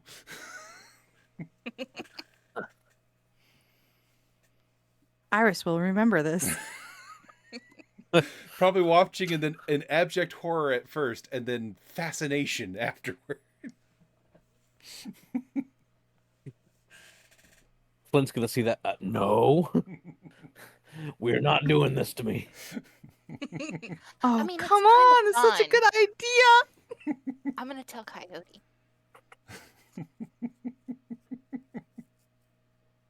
I would like to go. Yep, it is top of the order. Rex Rider, do you wish to take your turn, or do you wish... Right. I'm going to go ahead and give you the option. Do you want your mysterious stranger to show up?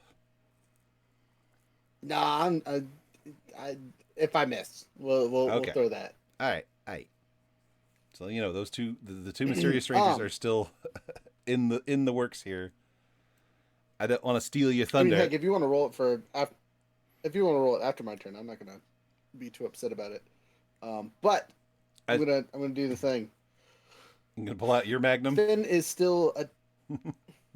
Yeah, so I use bonus action to switch weapons, so I can't use my aim, which is fine, not the end of the world. And then I'm going to shoot. I'm going to tell Finn to hold this fucker still. And then I'm going to use my handy dandy pit boys to aim for this thing's chest, so I can get that sweet bleed damage.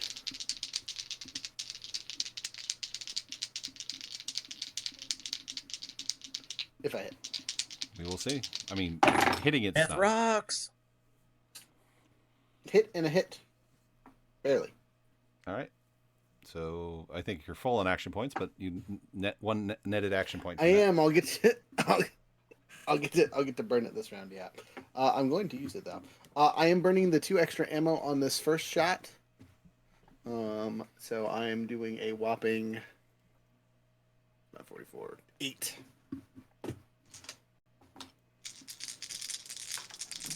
Eight dice roll, not 8 damage hit. All right, double, single face for the first roll. So that's what 5, 6, 7. And next to single, double. So it's another 4 plus vicious, another 6, 13 points of to the chest. So and then I assume that. So 13. Okay. Is any of that piercing or is it all vicious? It's all vicious. Okay. All right, so that does 6, so it would be a critical. Actually, no, because it has the big trait. You need to score at least 7 damage in order to get a crit on this thing. Which I realize you did, and I kind of cheated you out of that. I apologize. When Fen smacked it, you did 7 damage, and I forgot to call out the critical. I will make it up to you. You fool. Side note. Not to metagame too hard here, but check its stats really quick. Well, if he did 13 damage minus the 7, would still leave 6, which would be still a critical. That's what I was trying to say.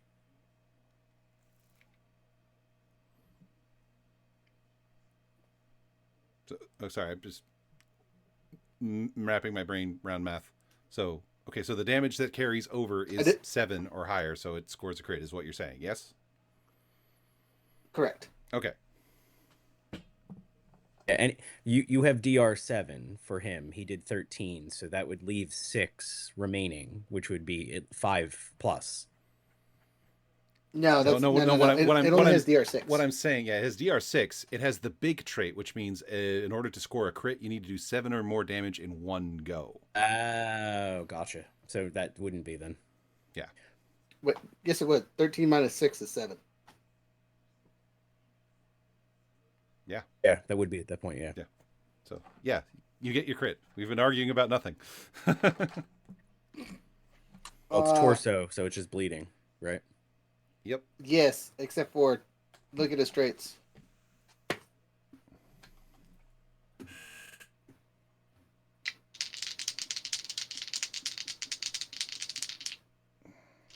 Hold on, my PDF decided to crash. So I got to reload it. It's all good. While you're looking that up, I'm going to roll my second shot using 2 action points. So technically 1 action point since I had the 1 extra. Why? Out of curiosity, why are you having me double check its stats? Weak spot. All right. I got to scroll back to the page because, like I said, my PDF crashed. It's all good. No, I don't need a machine gun turret. 42. I'm not dealing with synths. Not doing with super mutants this week. You know, on the one hand, I like that the Death Claw is near the beginning of the enemy's entries, but at the same time, when you're starting at the back of the thing, which was probably dumb on my part. I actually know the page on this. Hold on. Pretty sure. I'm going to burn another AP to get go. an extra die before I roll, just so you know. So I'm rolling 3. So I can fill those AP back up. So oh, okay. Yeah. Okay. If an attacker chooses the target it ignores the creature's DR, does not apply against hits. Okay, so because you have VATS, you can basically ignore his DR, which means you killed him already. If you removed his DR from the question, you actually did enough damage to finish him off because you did, what was it, 13 damage? Sure. Because he was able to tank the hits and he was just kind of chugging along, but yeah, you put a hole in his chest, which means I will later, I guess, I'll give you a free Mysterious Stranger for next session since they didn't get to come in this round. I was just waiting for a good moment. We just get our luck point back. We just get our back, yeah. Oh, yeah. Okay, you get your luck points back. So yeah, Rex pulls out his magnum, makes a hole in the Deathclaw's chest, and kills it. I will say, I was hoping it would last a little longer, but I feel like that was still a pretty satisfying fight. Well, I mean, if it wasn't for its complication, it probably would have. Oh, yeah. It probably would have goofed me the fuck up. All right. Okay, let me get the thing switched over to... There we go. And shrink this down.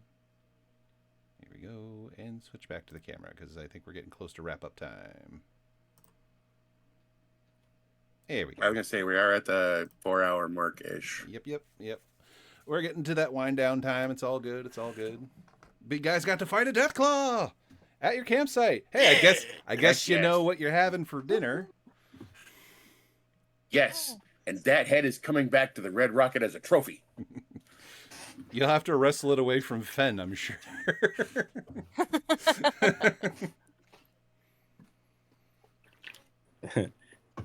Maybe. All right, so I mean, if Finn wants it, he can kind of just tell me that, and I'm not really going to fight him over it because I like staying alive, and I like Finn being my friend. The only thing that's gonna really happen is he's probably gonna rip off the head, and he's gonna touch the head to Seagull, and he's gonna transfer the power of the Death Claw to Seagull. All right. Yes. Give Seagull the power. I assume that Fen is going to set to immediately butchering this thing. Oh, yeah. All right. Harvesting as you dress this thing out in the wild. Deathclaw meat. So one bout of Deathclaw meat, or should I roll randomly? What does it say in the actual entry? Because I had it rolled randomly. It's like butchery. Scavengers can butcher a dead Deathclaw with a successful endurance plus survival test with a difficulty of 1. This yields 2 combat dice portions of Deathclaw meat. There it is. I was looking for the portions because it just said Deathclaw meat. It's like in my notes. I'm like, Deathclaw meat. How much Deathclaw meat? So there. Is this something we can assist with? Be helpful? Yeah. Or would we just be in the way? I mean, in theory, it would be up to Fen. It's if a he wants difficulty help. 1, but we'll. I will roll 2 to butchery.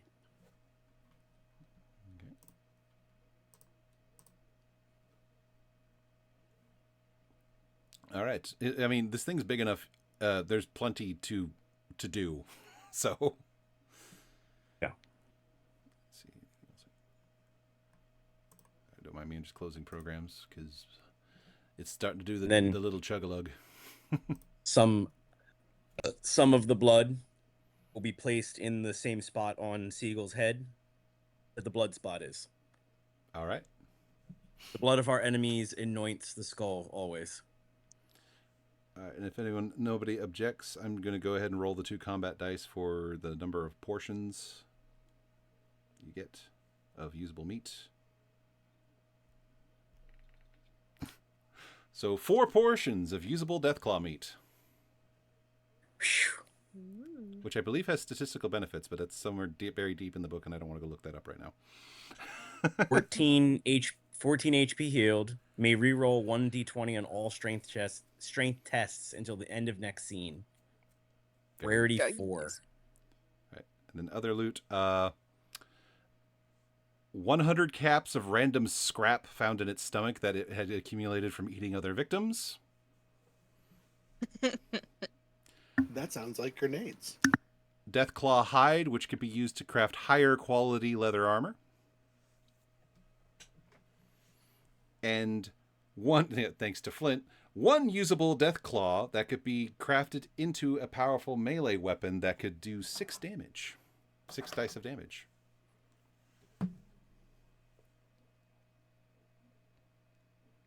Let me make sure anything carried over. Yeah, so yeah, 6 dice of damage, pierce 1. You could craft the Deathclaw claw into a claw gauntlet. Which might appeal to some people. At a minimum, it's intimidating. At a minimum. Like, can you imagine Fen just like, nah, and just slipping on a Deathclaw claw? You give him, you manage to just 2 of them, and he comes into combat and he just gores you and then claws you. You were just slow. We're just making a biological Deathclaw out of our super mutant. But you do realize with the Deathclaw gauntlet, I would be swinging as hard as Meat Chopper. Mm-hmm. Because they're 6. Mm-hmm. Meat Chopper base is a 6. You can do like and then chopper. No, you can't wield a 2-handed sword with a 1-handed weapon. Yeah, that would be the thing. The gauntlet counts. Yeah. The gauntlet counts out. This would be like Meat Choppa, but usable with 1 hand. Yeah. But the thing is, I'm going to require, if you need to decide if Fen's going to be the primary user or if one of the regular size people is going to be using it, because once it's crafted, it's only going to fit 1 size category of person, just like with super mutant armor. I'd We say don't have we to give it decide to that right Fen now, though. personally, but no, we don't have to Okay. decide that right now. Yeah. Nobody can No. even make that. We'd have to go to someplace else to make that right now. Right? Yeah, but you can harvest all the stuff and put it in storage. Right.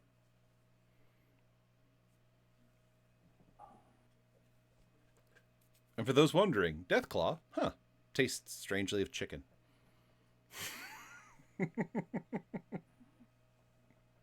Yeah. Everything tastes like chicken. And Fen, chops the 4 usable steaks into nice, clean, even cuts. It's like you've had practice at this or something. He'll take a piece of like cloth that's in his bag and he'll wrap them and then put them in his sack for right now.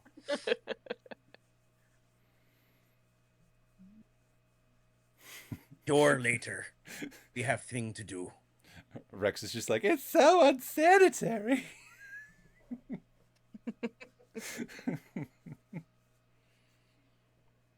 Actually, would Rex have been exposed to a lot of raw meat growing up in the vault? I think most of it was canned for you.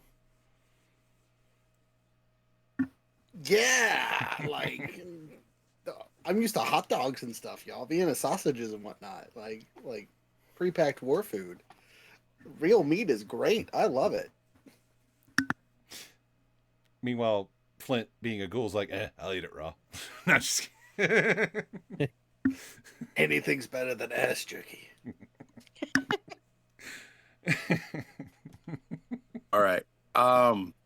We are at the 4-hour mark according to the little timer I'm seeing. I would like to request that we get into the wrap up right now. Okay. So, you guys are on your way to the Hawthorne Ranch. We will extend that to next session. We did a lot of RP. We did a lot of housekeeping for this session. I think it went all pretty well. Anyone got anything going on before I get to our silliness?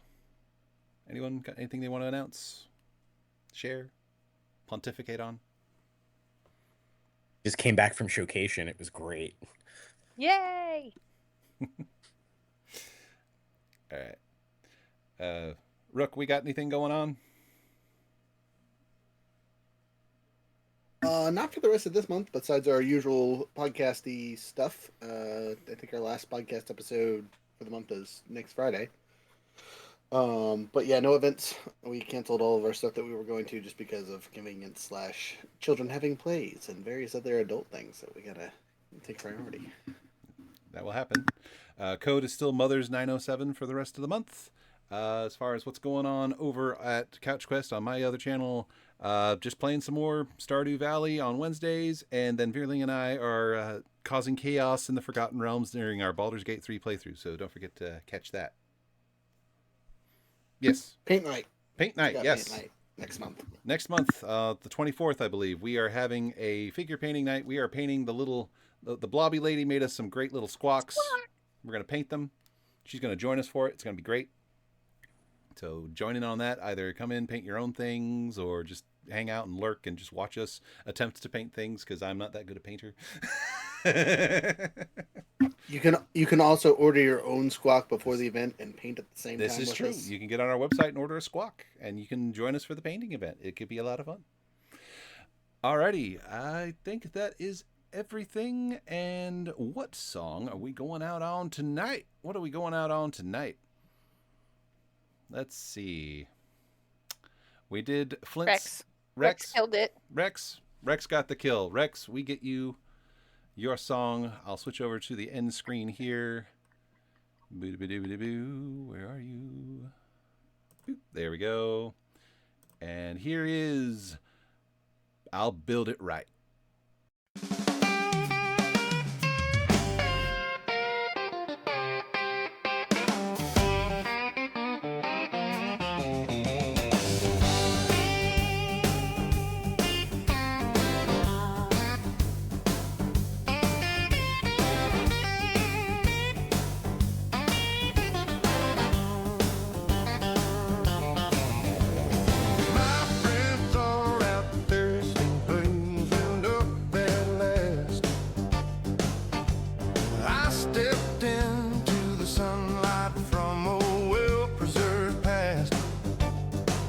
I saw the world outside our door, untied, wild and wide, and knew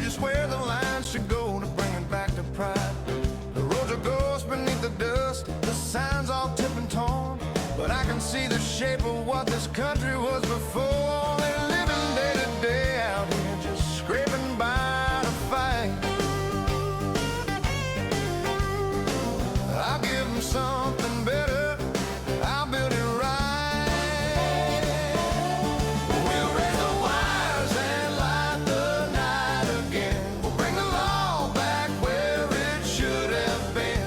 From broken towns to future shining bright. We'll make it last, we'll build it right. We'll build it right.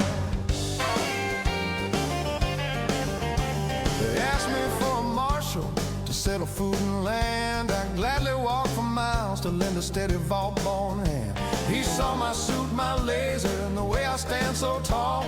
Said they could use more help like mine to bring some sense to all. If this is what the surface needs, then I am worth the fight. I'll wear this badge with honor, I'll build it right. We'll raise the wires and light the night again. We'll bring the law back where it should have been. From broken towns to future shining bright. We'll make it last, we'll build it right.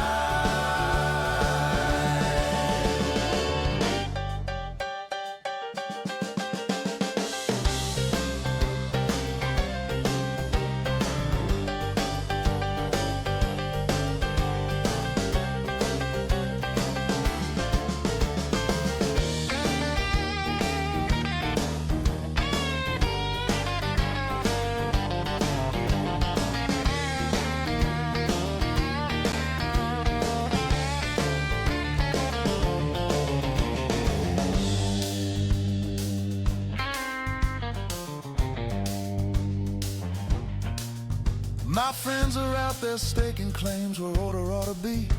Marking land for future towns for folks like you and me. We lost some good ones at the door, but they did not fall in vain. Their memory is a cornerstone of what we will regain. 10 generations down the line, they'll thank us for this fight. For what we start together when we build it right. We'll raise the wires and light the night again. We'll bring the law back where it should have been. From broken towns to future shining bright. We'll make it last, we'll build it right. This land just needs a careful hand to plant a steady sight. And I was trained my whole life long to build it right.